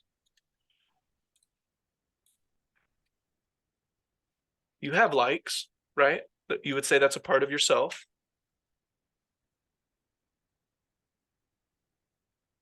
That's a part of yourself. I misspelled that, but preferences, personal history, a physical body. What else? This is the self. This is all the self. This is what we would qualify as, well, this is, I'm putting it in air quotes because this is how people typically view the self. Later in the hydrostasy practice, you realize there's much more. But when I talk about warrior training, focusing on I, this is what we're focusing on, right? Oh, Yeah. Aspirations, dreams. desires. Let's do hopes and aspirations. Attachments. 8, okay. Attachments. Those are usually below the threshold, though. Threshold has 2 H's like that? Threshold. Any of them could be below the threshold of. Most of these will be, yeah. In a person who's not practicing, actually all of this, very likely all of this will be below the threshold of active recognition, which means it's only seen in hindsight or it's only seen in thought, but you're not seeing it as it occurs. Seeing things as they occur is the definition, one of the definitions of seeing, how I use the word seeing. A seer. A seer is somebody who's seeing things as it occurs, which adds to the perspective. I just saw something from what you said, Michael, is the Western mind's tendency to do one-to-one ratios. You were doing that with your mind example, but there's lots of examples where the American specifically is constantly engaging in one-to-one ratios rather than looking for the root underlying cause of all of the dysfunction.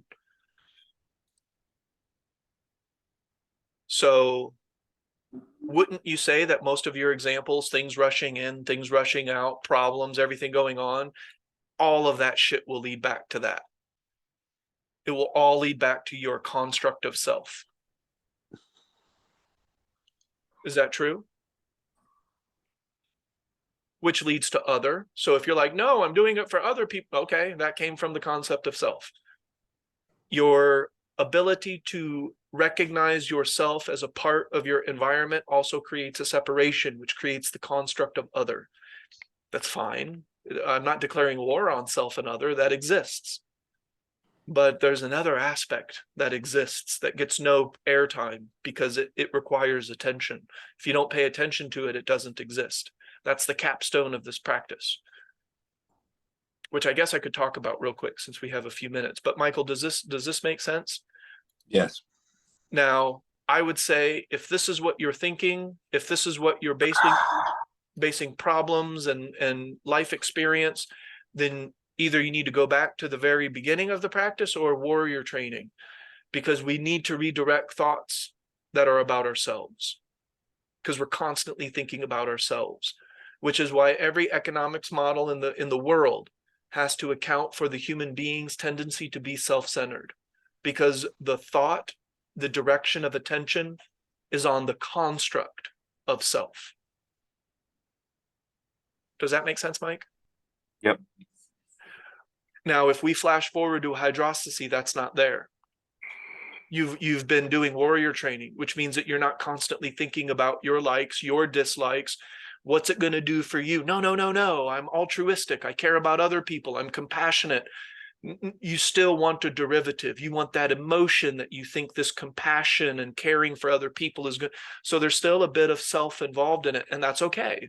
I'm not saying that that's wrong, that you have to be completely selfless, because that doesn't exist. The desire to be selfless is a personal desire. So it's still a personal desire. Let's not pretend that we dissolve the self. It doesn't dissolve, it balances. Balances with what? That's the capstone of this practice. That's what we really start to get to.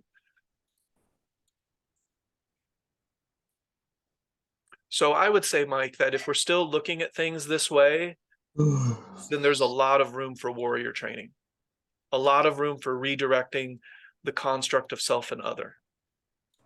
And I can build this pyramid for you, but this pyramid is my practice. This is how my practice exists today. And this capstone is divided between two things. These two things are not emotion. There can be an emotional derivative, but I'm not talking about that.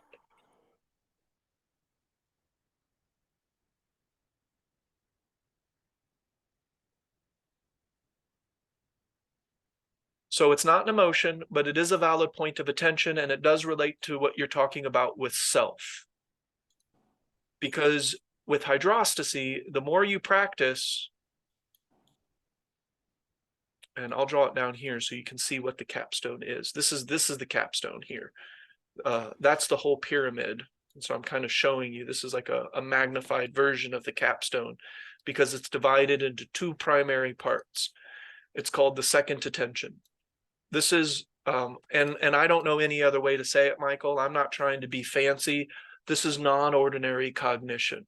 If a person is engaging this capstone, they're not engaging in what we would call ordinary cognition. That list of me, and I'm thinking that's ordinary that's what people are thinking about. That's the interference. Bottom line. But what this is split up with is one aspect you could call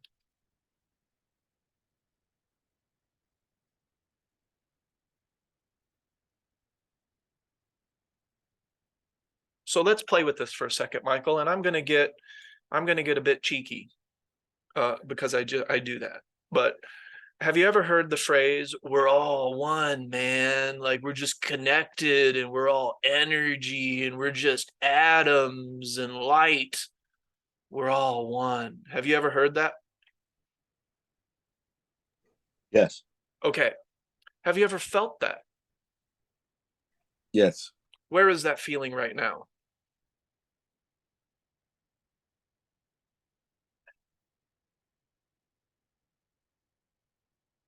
Hello?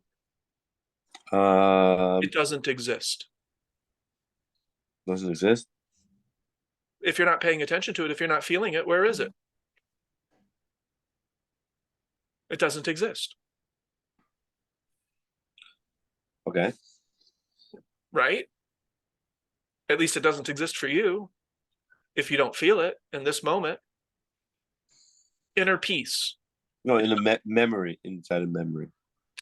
Still, that's being filed into the back of your mind. It's not a part of your present moment. It's not active unless your attention is on it. Correct? Yeah. It's not active. It's not active. It's just abstract ideological memory. It's just a ghost in your brain. An apparition, an echo, which is cool. I'm not declaring war on memory. It's important, but it's just a memory.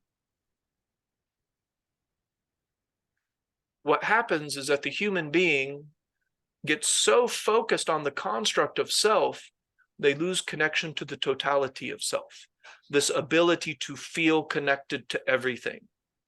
That's the capstone. That's one half of the capstone of this practice. So I'm still focusing on self. I'm focusing on universal self. When I look at my habit, that is just one aspect of the totality. I see the totality. When I see something, a behavior, When I see an emotion, that is just an aspect of earnest. I'm not identifying with it. It's just one piece of the overall picture. What's another piece of the overall picture? The planet. Every atom and molecule from my body has come from the planet Earth. I am Earth having achieved consciousness. How can without the planet, I don't exist.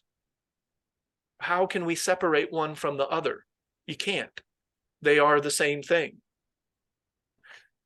Actually, they have a relationship. They're not the same thing, because you can have the earth without the person, but you can't have the person without the earth. We come from this planet. That's an aspect of yourself, isn't it, Michael? Isn't being a machination of the earth itself a part of yourself? If we're all one with everything, man, yes. Right? Where does that go? It disappears because the cognitive focus is too focused on one aspect, one branch, one piece of the puzzle. And then we start to identify it, we start to cling to it, it gets out of balance, and that creates suffering. And then before you know it, we're trying to fix areas of our lives rather than trying to correct the underlying imbalance that creates all of the bullshit in the first place. So I walk around, and it's a pyramid, mind you. So I build up to this. I don't just start there. And it's not an emotion. I'm not describing an emotion. I'm describing an awareness of something. An awareness of something that's much like temperature. I can feel The it. whole practice started from there. The whole practice starts from the bottom of that pyramid up towards Well, I the. haven't described the bottom of the pyramid yet. This is a hydrostasy pyramid, by the way. Okay. Yeah. I haven't created a pyramid for the whole practice. The whole practice would just look like, if I created a pyramid, the bottom would be basic alignment, followed by counterbalance, followed by warrior training, and the capstone of the practice is hydrostasy.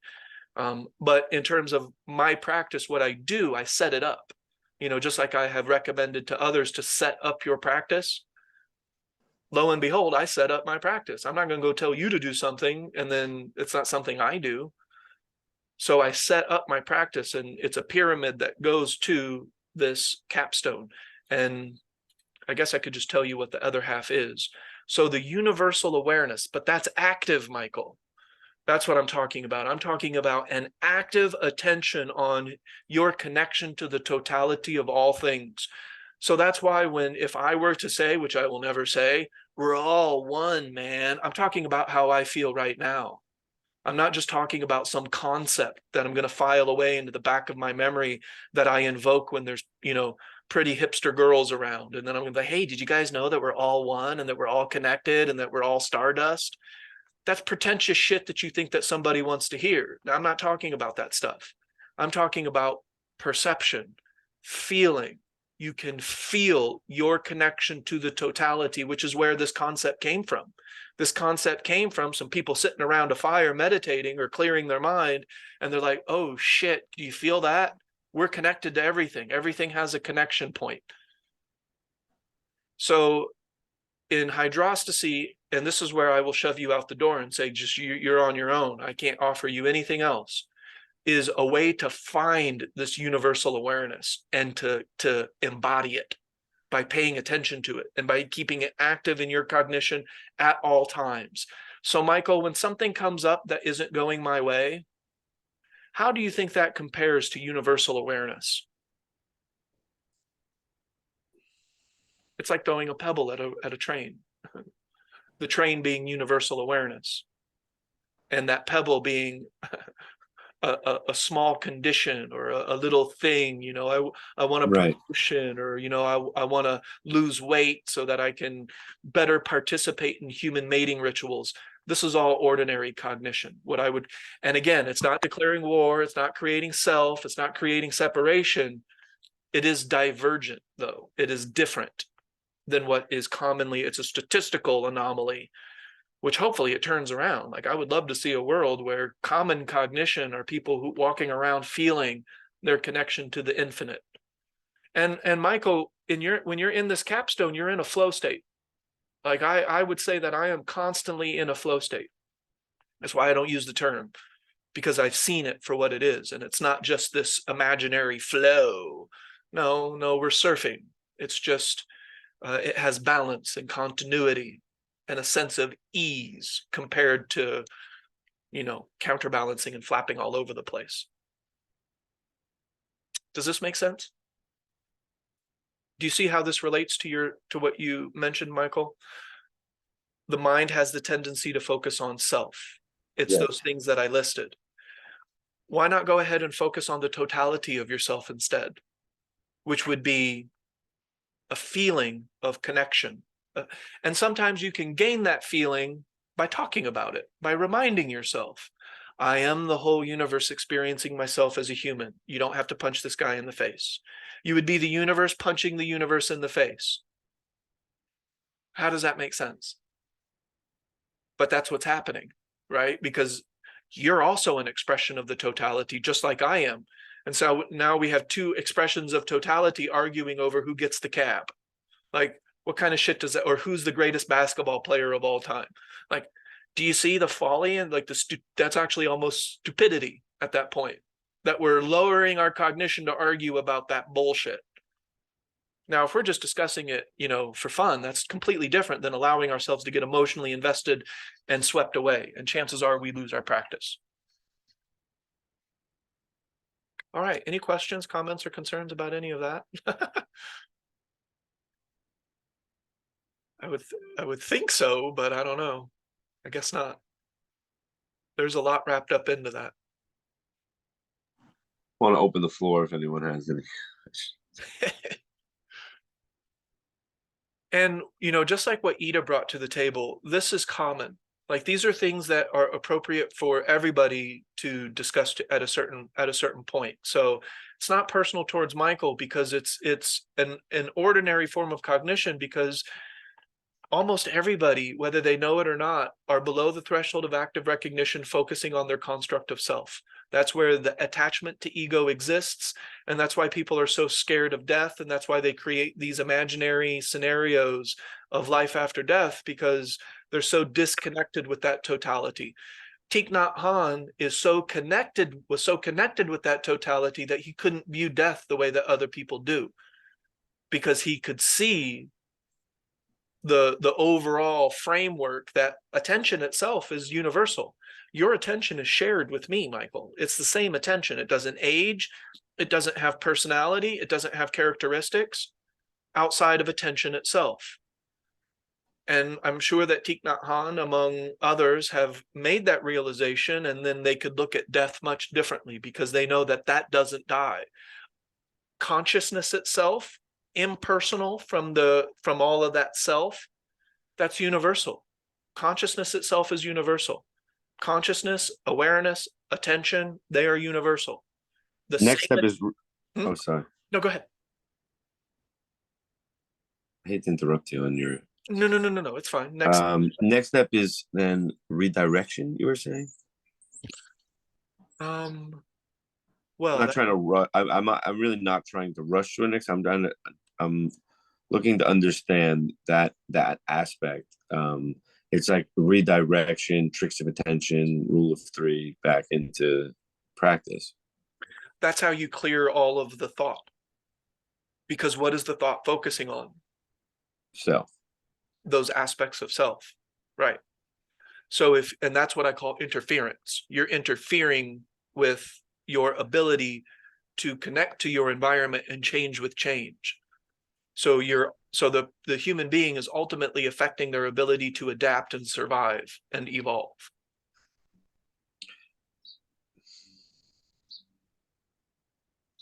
Evolve in a beneficial way. Gotcha. The other day, I had a family party in Brooklyn, and Brooklyn is like going into Manhattan, at least this part of Brooklyn by the Brooklyn Bridge. And the night before, I made sure I had the gifts prepared and the clothes that I was going to wear, because I had to leave early in the morning. And I noticed that I was worrying. I was like, okay, I got to leave, and it happened to be daylight savings time, which I wasn't aware of. So, I mean, my phone woke me up at the right time, but the clocks, the old lady analog clocks that I have in the house, were wrong. And so there was a little bit of confusion, but I started to worry, because there's a lot of moving parts to this day. Driving from Connecticut to Brooklyn, finding a place to park. I had the addresses written down where the garages were in the area, and et cetera, et cetera. There's a lot of noise in the city. So I started trying to control all of those things, like come up with all of the things that I'm possibly going to have to navigate and how I was going to navigate them. And I must have been thinking that when I fell asleep, or at least I did not do what I normally do when I open my eyes in the morning. Or maybe I did, but I let go of it. And I noticed quickly the level of discomfort, suffering I was feeling in my body. I felt it, and the way I was breathing, and I was like, wait a minute, what are you doing? Like, it doesn't matter if you're going to Brooklyn, or you're going to go take a walk on the beach, or you're going to stay inside your house. You're going to occupy your mind, and you're going to practice. So however it unfolds is the adventure of the day. And it's all the same. It's just going to happen. Just the mechanics of what you're doing is changing, but everything else is the same. Your points of attention, your posture, your breath, your connection, your deliberate modulation, your seeing, you navigating whatever space junk falls from the sky. So once, and I didn't say all those words, I recognized it. I went back to my practice, and I said it in some words. I did. Like, what difference does it make? Like, what there was so much cognition happening in my mind about what I had to navigate for the day. It was getting in the way of the way I desire to live, and what I've been practicing for the last whatever, how many years. So I really could feel the shedding of the suffering as I went back to my practice. I felt it fall off of me, and I felt my energy balance again. And I went back to enjoying the day. It happened to be a beautiful day. I got on and I noticed the time only because I had a time constraint. I noticed the time that I got on 95. And then as I was pulling off on Tillery Street, which is close to where I had to be in Brooklyn, I noticed the time again, and it was 4 minutes over an hour. So I parked, found street parking, insanely uncommon. I found street parking. I got out, I read the sign. It was only available on Tuesdays. I was like, Tuesday? I can only park here between 9 and 6 on Tuesday? Like, where the hell did somebody think that up? I don't know. But I got back in my car. I was so happy because it was right around the corner where I had to be. But I let go of the sensationalizing. I let go of the disappointment, because I could always go to the garage, even though I would prefer not to spend $50 for a 2-hour party, but whatever. And I drove and found additional street parking. And the day continued to unfold in the way that I prefer, because I had a calm mind and a peaceful attitude because I was practicing. I did notice, however, how many people, a lot of my family was there. I think that my behavior hasn't changed much. I was like, oh, well, there hasn't been that much change. I feel a lot better. There hasn't been, but there has, because other people like to point that out. There was a table full of food, and it was laden with pasta and cheese, and it was crappy. I mean, there's just a lot of stuff I didn't want to put in my body. There were no choices for me at the table that I really would want to eat. And so, people were offering, you gotta eat, you're Italian, gotta eat. Do you want me to make your plate? No, thank you, I'm good. Do you want some of this? And my brothers like to, point out, oh, is this a healthy thing to eat? Oh, is this not in your balance? Oh, is this not in your, just being sarcastic and pushing my, so, I just stopped. And so I really ate nothing until I got home. But I'm trying to say that that's how it worked for me as a result of my practice. I felt and I guess a lot of them were the destroyers, driving, being there on a certain time because people expect that of you, what clothes I was going to wear, have the money. And once I went back to my practice and let all of that go, and then people said, how long did it take? You know, everybody wants to compare how long their drive took. And I said, you know, an hour. And they said, that's impossible. And I go, but perhaps, but it took me an hour. Like I got from Connecticut to Brooklyn in an hour. You know, maybe a rushing in of a police officer with his, I probably was going, there was no traffic. Everything unfolded. Now it might not have, but I already decided to engage my practice. So none of the things that happen on the course of the way would have felt like rushing in stuff. It just would have been what was happening now in that moment. Things did line up for me. And I don't think that's a coincidence, but I was prepared for. So what happens if you arrive late to a 2-year-old's birthday party, and you were driving from Connecticut? What was going to happen? The gods of the rules of life would be angry at you. And like none of it was consequential.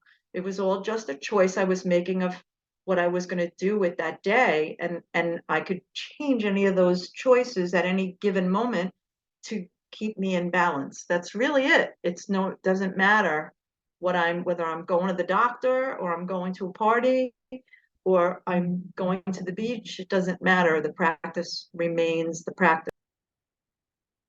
Yep. And with that in mind, the practice remains the practice. So kind of to dial that back to answer also Michael's question. And I'll save this whiteboard too.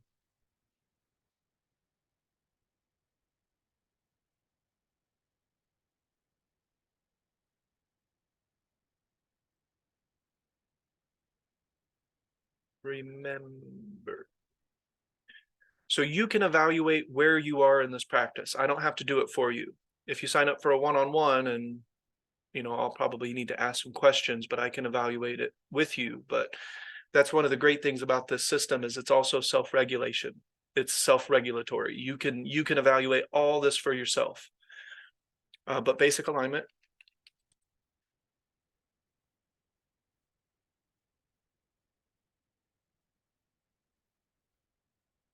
And when I say remember, I'm talking about your practice. Where is your mind and did you put it there? Where are your points of attention? Where are your objects of power?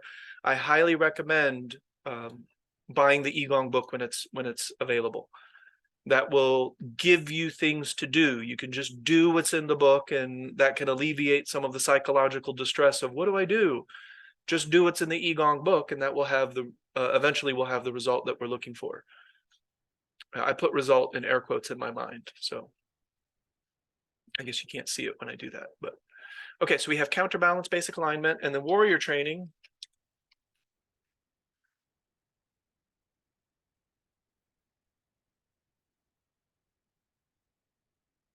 So, you know, although the vast majority of a person's cognition in normal cognition is going to be around these aspects of self, and likely it's an attachment to the aspect. So there's a strong attachment to that aspect, which is what typically when we start to use the word ego, you know, that's the way some people will use the word ego, is because of the attachment to that aspect of self.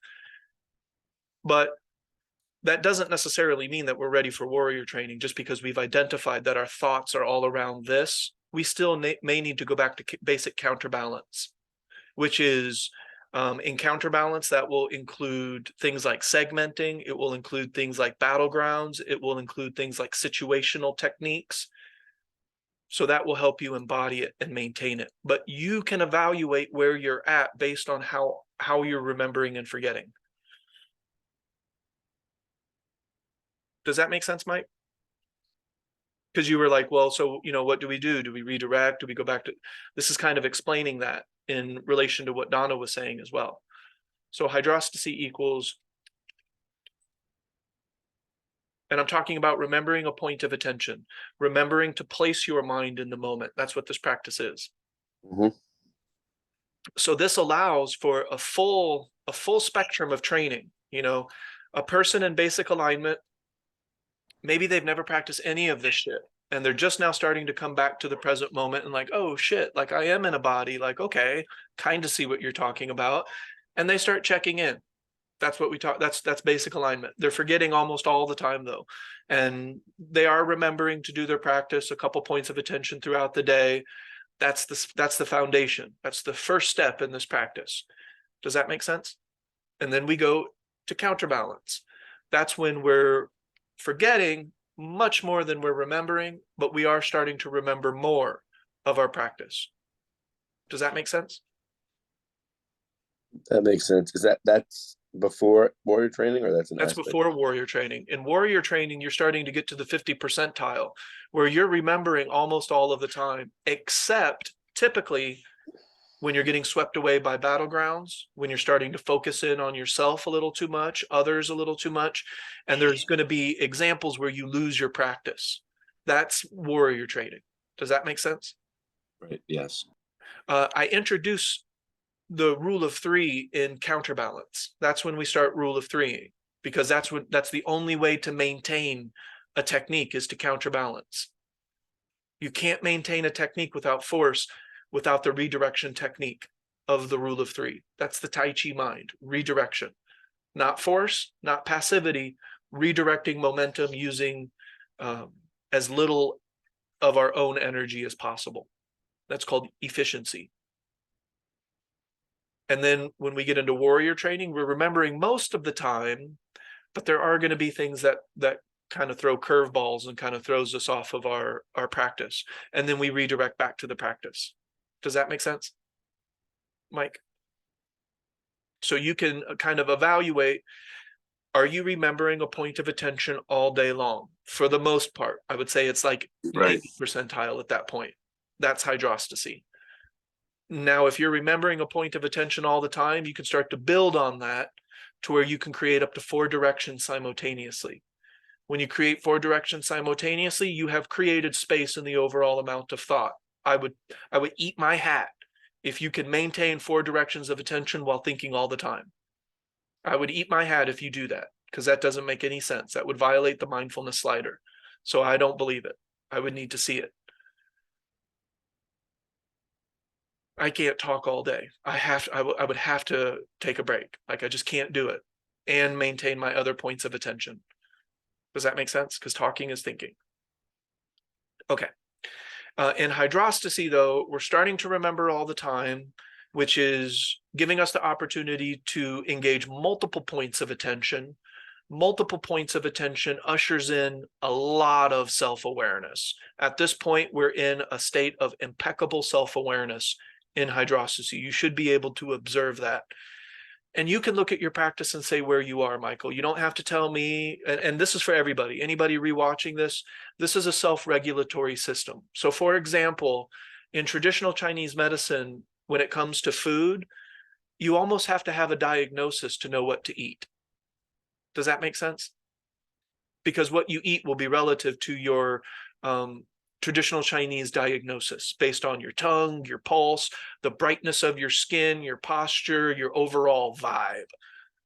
I don't like that. Like I get it, I know why that's there, but I don't like that because then it relies on a diagnosis.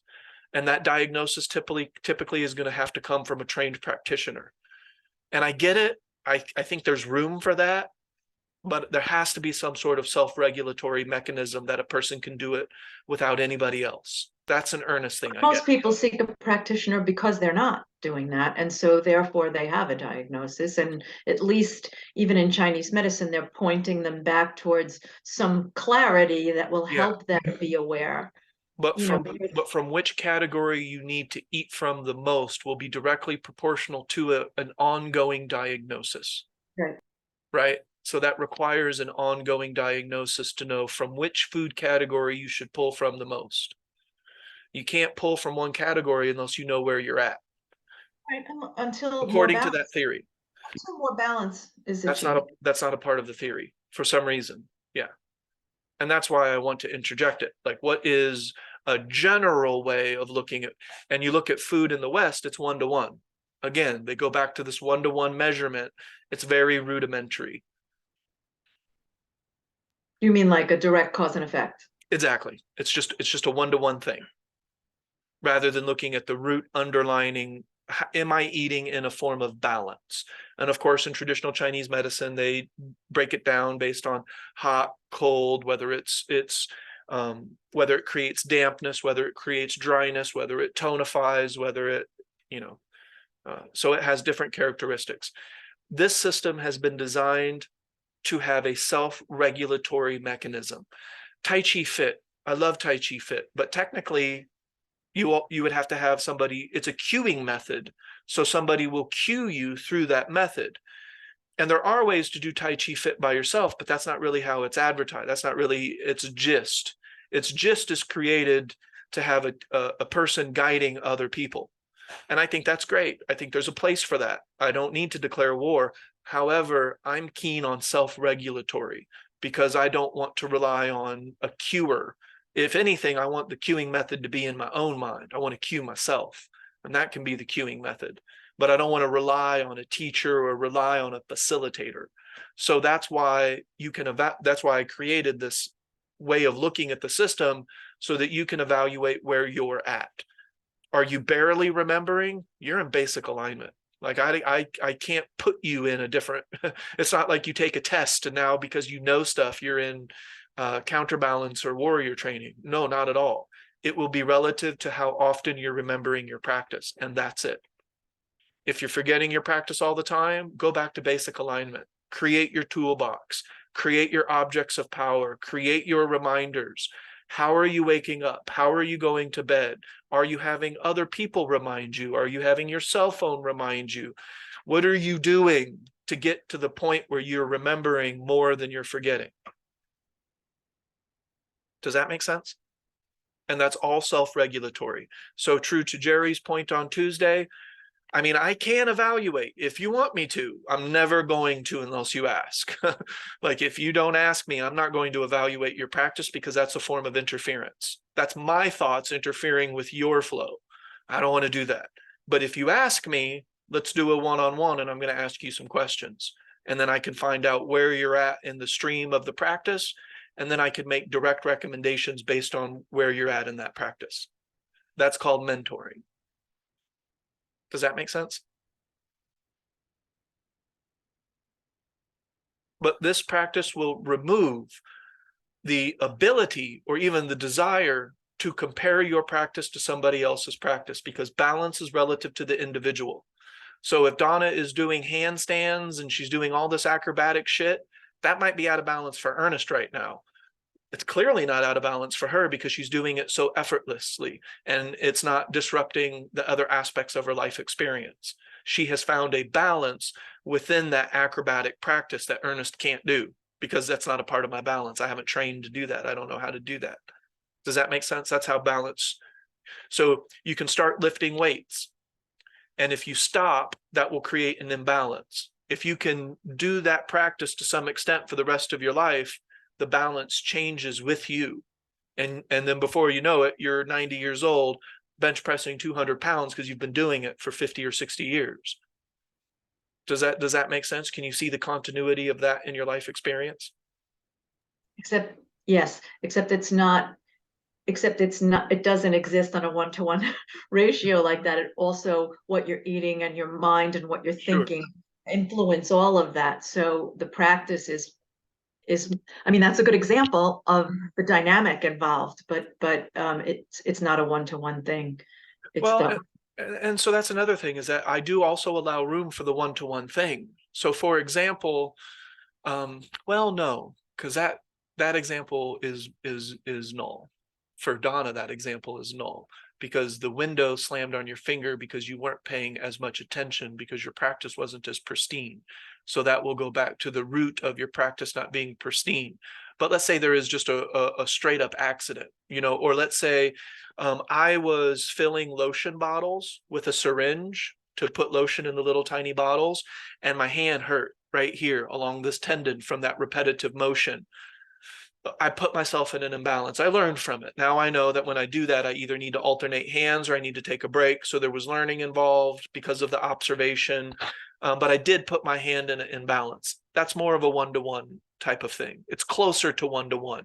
So I don't have to declare war on one-to-one. So for example, if I'm in a car accident and my arm is chopped off, that's one-to-one. Like that's an issue. Like, let's just address that issue, and then maybe we can find out that I wasn't paying attention while I was driving, and that's the underlining.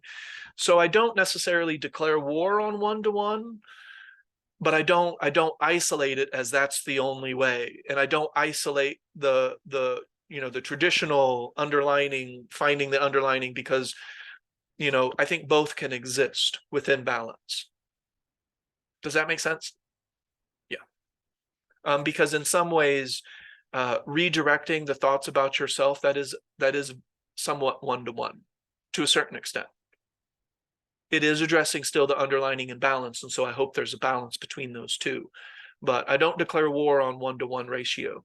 That is Western way of looking at it, but that's the only way that they look at it sometimes. And then that creates an imbalance in the way that we look at things. I am a finite person with unique individual characteristics. As a part of my practice, I check into that universal oneness at the same time. That creates balance between finite and infinite. And then I'll just say the other aspect of this hydrostasy capstone, and this is the end of the practice, is the underlining quality. Imagine, Mike, imagine some of the things that you were going to mention that led back to self: likes, dislike, preferences, personal history, personal desires. Won't all that shit pale in comparison to your ability to feel the underlining quality of the present moment and universal oneness? Here I am thinking about some bullshit when I am the universe experiencing itself as a human being. That will pale in comparison. So once a person starts to find these two feelings, and they're not emotions, you will have emotional derivative from finding. I would put very loosely these two aspects of the capstone akin to temperature. I am perceiving something with something, although I don't have a lot of words to explain that dynamic. It is a form of perception. And yeah, emotion can come from this perception. It's usually pretty good. It's usually this sense of quality and feel good and everything's all right. And therefore, the opposite of it also has feeling that doesn't feel good. That's what happened in my Brooklyn example. It wasn't longer to explain it than it actually occurred in real time if you are measuring time. It just felt like crap. And I'm like, hey, wait a minute, what am I doing? It was an aberration to my practice. Right. Yep. And then I would say that a pyramid, and this is probably how I'm going to address it in the practice, you can create your own pyramid. You can create your own categories and what fits in them to help arrive at this And capstone. the pyramid is still a hydrostasy practices in this example? Exactly. Yes. These will all be elements of the practice. And I'll just, I've kind of already described the first element is the moment that I wake up, sometimes even before I wake up. And I don't do appreciation for things, for stuff, for any of that. That can have a benefit and counterbalance. You want to remind yourself that you're not sick. That's better than being sick. And that can have some value. It is still very binary, and it won't do you any good when you're sick. So that technique of at least I'm not sick won't do you very much good when you're feeling ill. Do you see what I mean? Then you can appreciate being safe. You can, and that's just you're just finding a different, yeah. I have everything I need, whether I'm sick or not. I have everything I need. And that's all good. I would say those are branches of appreciation, right? And that's okay. We don't need to declare war on branches of appreciation. By all means, appreciate what is available. I'm getting to the root of appreciation. I exist as a human being, as a part of the totality. And I feel a lot of appreciation for that opportunity. The way that I do that is by using death as my advisor. The alternative is to not exist. In terms of those self aspects, they won't exist. Attention, consciousness itself, awareness itself, that all will continue. and I am that. You start to embody I am rather than just talking about it in memes or very long posts that most people aren't going to even finish. You embrace the I am, not the ego. I embrace both, Right, but not solely the ego. but not solely. Not only in terms of the ego, right? It's more of a totality. I accept the finite and the infinite, and I hold them both in my present moment. The Right. finite's easy. I don't have, Because you're here as a human, so if Mhm. you can't eliminate the ego. and I don't try. You're right. Exactly. This practice can't become a religion because there's no perfection figure. There's no image of perfection. So it can't become a religion. It's also not trying to control and tell you what to do, tell you how to think. It's not telling you any of those things. It's just working with the dynamics of the human experience in a way that is going to lead to something. And at a point in evaluation of the practice, if somebody comes to me and they're like, Ernest, I get it, you know, all day long, I'm aware of certain aspects of my moment, and that leads to a sense of universal awareness and underlining quality. I have nothing else. You're your own creator. Go do your own thing. It will be relative to your temperament. Your desires will be closer to intelligence. I got nothing. So peace and good luck. But that's why it's the capstone of the practice. Now, I can still interject other things as I see fit over the next 110 years, such as fox walking or mantis style sitting and stuff like that. Those are additions. Those are extra, techniques and little things inside of the practice that a person can do. But if a person is embodying the underlining quality and a universal sense of awareness, what else is there? Like, what do I have to tell you? Other than maybe mentoring just to help maintain, but I don't even think that would be a thing at a certain point. So I have developed a system that will eliminate the mentor at a certain point because it's a self-sustaining thing. I allow for the mentor, I allow for the group, which is what the group study is. It's a part of, I want to say a lifeline, but it is a support. It's a form of support, group support, individual support. So I allow for support in the system because I don't need to declare war on support because of my favor of individuality, or not individuality, but your ability to self-regulate in your own way. And then this goes back to what Jerry was talking about on Tuesday. This practice doesn't get into evaluating other people. There's no better than or less than. We all have habits. We're all creating new habits, and we all have to take individual responsibility for paying attention to the totality of ourselves so that we can see these things as they occur. So when I talk about the universal awareness, I'm actually just talking about self-awareness. Know thyself. You just know an aspect of yourself that previously we weren't giving any real attention to.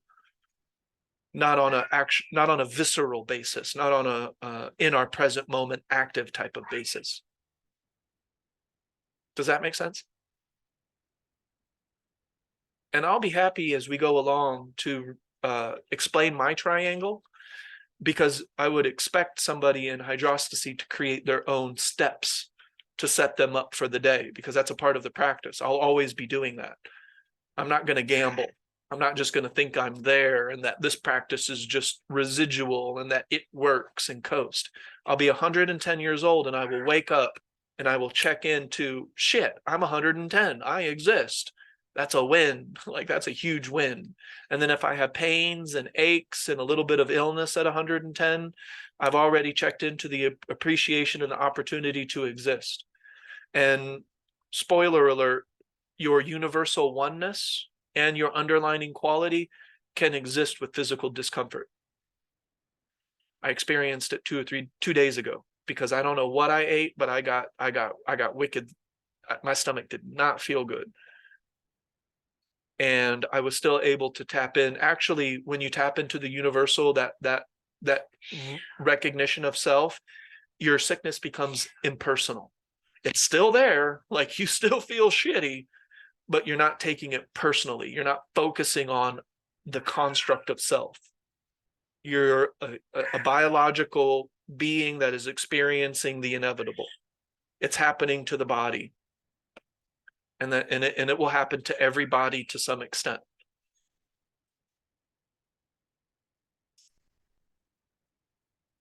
All right. Any questions, comments, or concerns about any of this? I think it's a good stopping point. Unless you have questions, yes. Do you know when Igong is going to be available? I actually think it could be very soon, because what I think I want to do, and this feels good, you could let me know if you like it, but I want to add visual aids to fox walking and to the posture of Igong, because the three convergences of breath requires physical relaxation. Physical relaxation will be a result of relaxing our mind and postural corrections. So I'm thinking about doing that on the website. So you would click a button and then it will display the information that you need to know for posture, because it's a little tricky to put that into a book. So the book will be separate. I want the book to be more like a pocket guide. Although I don't know if I'll be able to make it the size that it fits in your pocket. It will be quick reference to what can I be doing with my mind other than thinking dumb shit. So it could be done really soon now that I have that idea. And then I could just work on fox walking and the posture of Igong separately.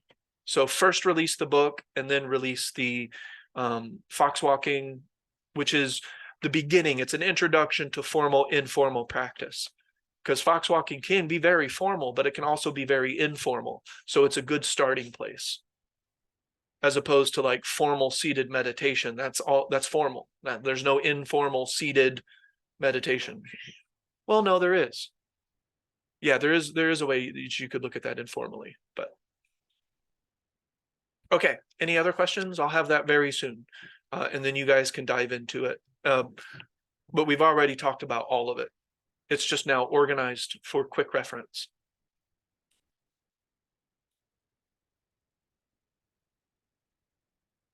I'll work on that today, actually, if I have some time.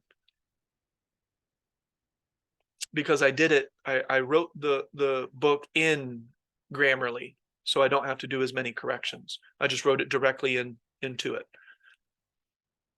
And then I just need to format it into a Word document, save it as a PDF, and then I can create the Lulu book. And then eventually, Donna, I want every and then you unmuted yourself. Did you mute it? Okay. I want every aspect of hydrostasy to be free. So I do want to embed it into the website in some way. So you'll have a pocketbook and you'll have a website that is all about Igong. I'm eliminating ecrolic.com. I'm going to focus 100% on the Igong practice. That's it. So the website will be the School of Igong. And then when I'm doing acupuncture, I'll have something to offer for the mind, for the body, for everything. Very complete wellness approach. What'd you say, Shayna? Oh.